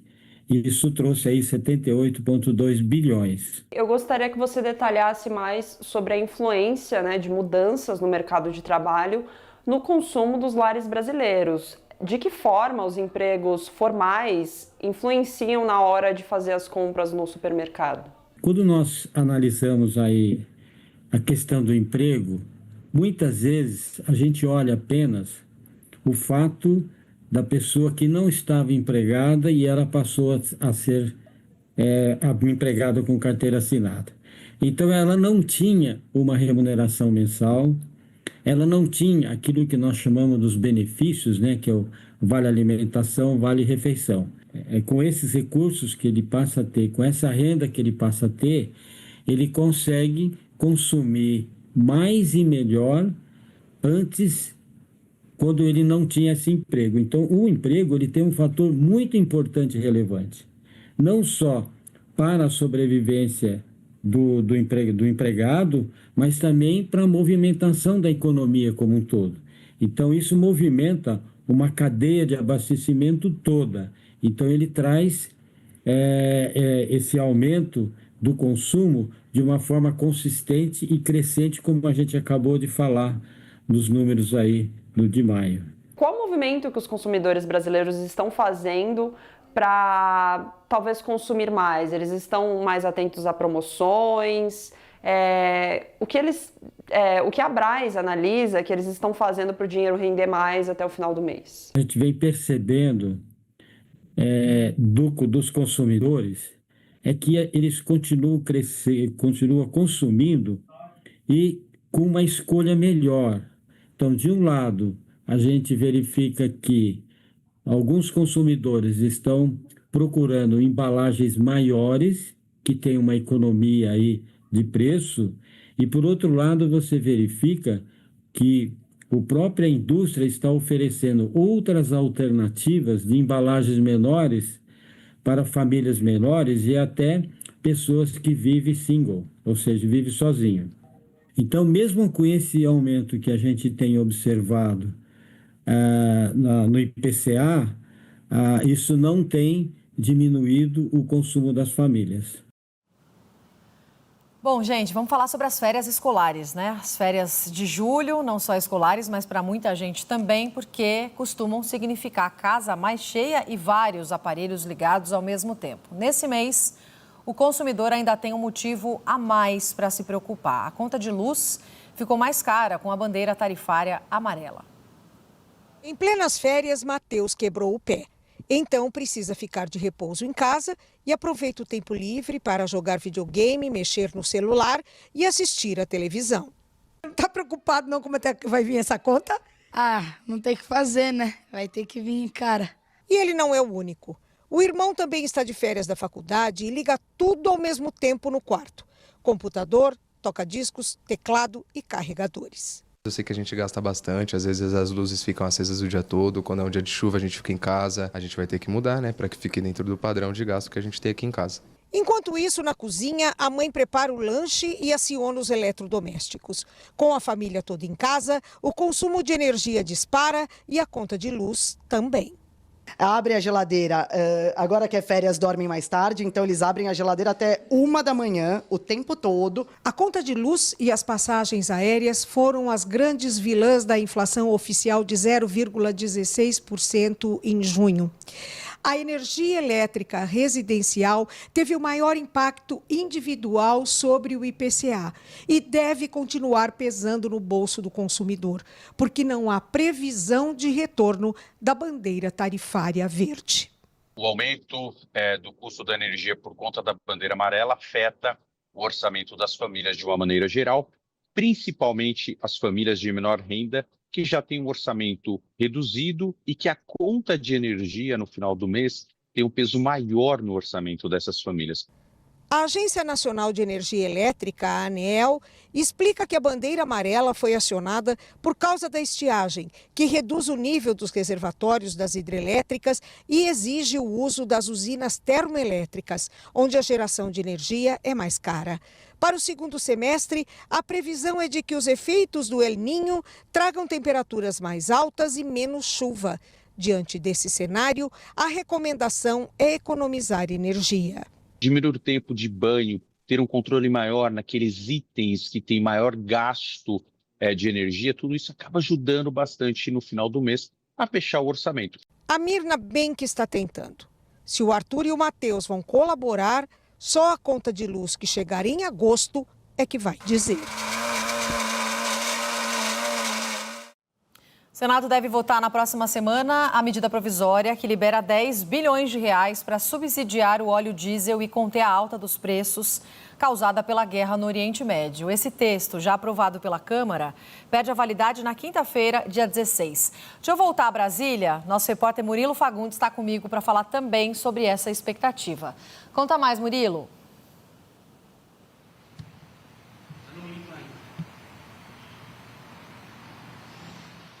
Opa, eu acho que o Murilo Fagundes não estava com a nossa escuta, né? Estava ali concentrado, mas não escutou a nossa pergunta. Daqui a pouquinho ele volta, então, direto de Brasília para falar sobre a medida provisória do diesel que deve fazer essa liberação e vai tratar também sobre outro assunto aqui com a gente no News Sábado.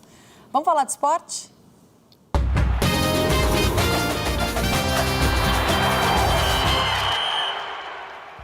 Não tem Brasil, mas segue tendo Copa do Mundo. Está definida a primeira semifinal da competição. França e Espanha vão duelar pela vaga na grande decisão. O confronto foi confirmado depois dos espanhóis vencerem a Bélgica por 2-1. Vamos aos gols? Vou narrar por aqui, hein? Em bela jogada pela direita, Yamal acionou Porro, que cruzou e encontrou Dani Olmo. O Olmo obrigou o Courtois a fazer uma bela defesa, mas o rebote sobrou nos pés de Fabian Ruiz, que emendou para o gol, 1-0.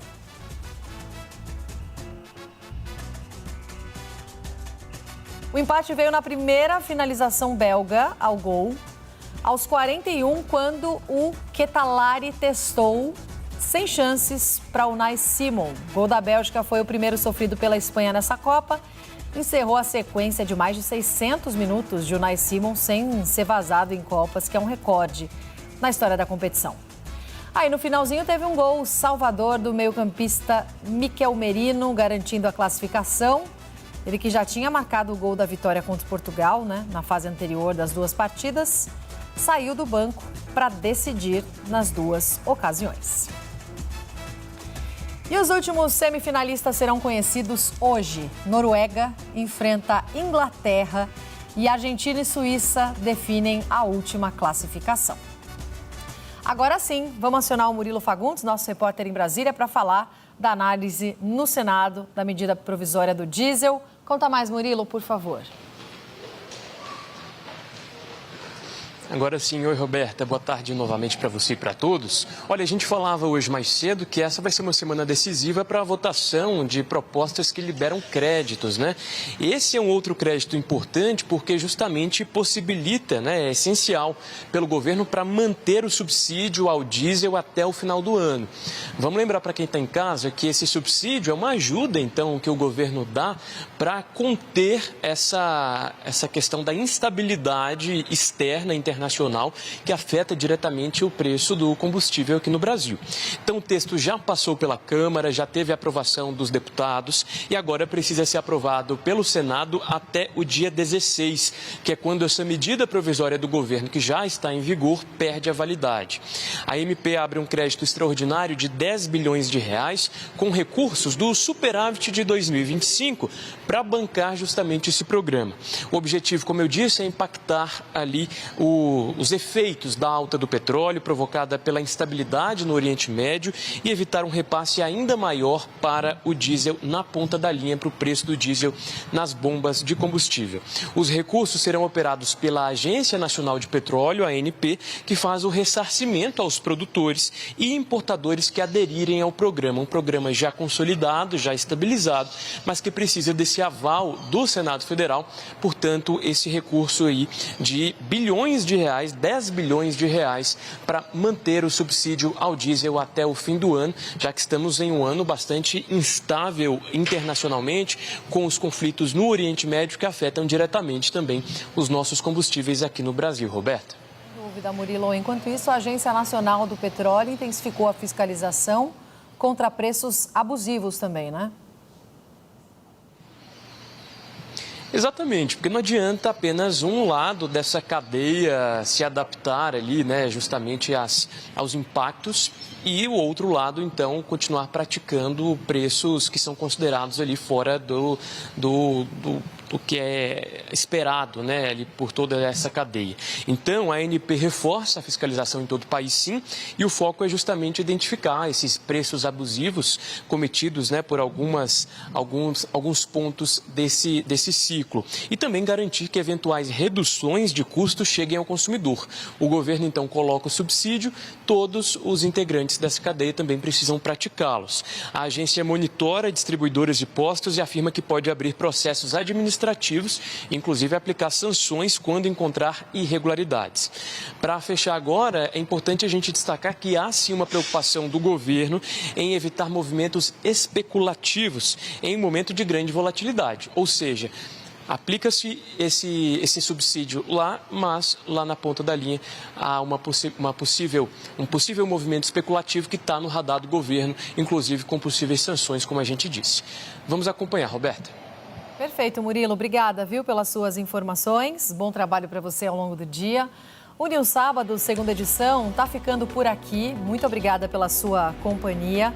Mais tarde, a partir das 4 horas, tem mais jornais ao vivo para você ficar por dentro das principais notícias do Brasil e do mundo. E a gente encerra com a imagem de São Paulo. Hoje São Paulo está com céu azul, um dia bonito, sol brilhando. Não tem previsão de chuva para hoje, mas sim para amanhã, quando entra uma frente fria. Hoje, calor, tempo mais seco, máxima que pode bater até os 27 graus. Até mais, gente!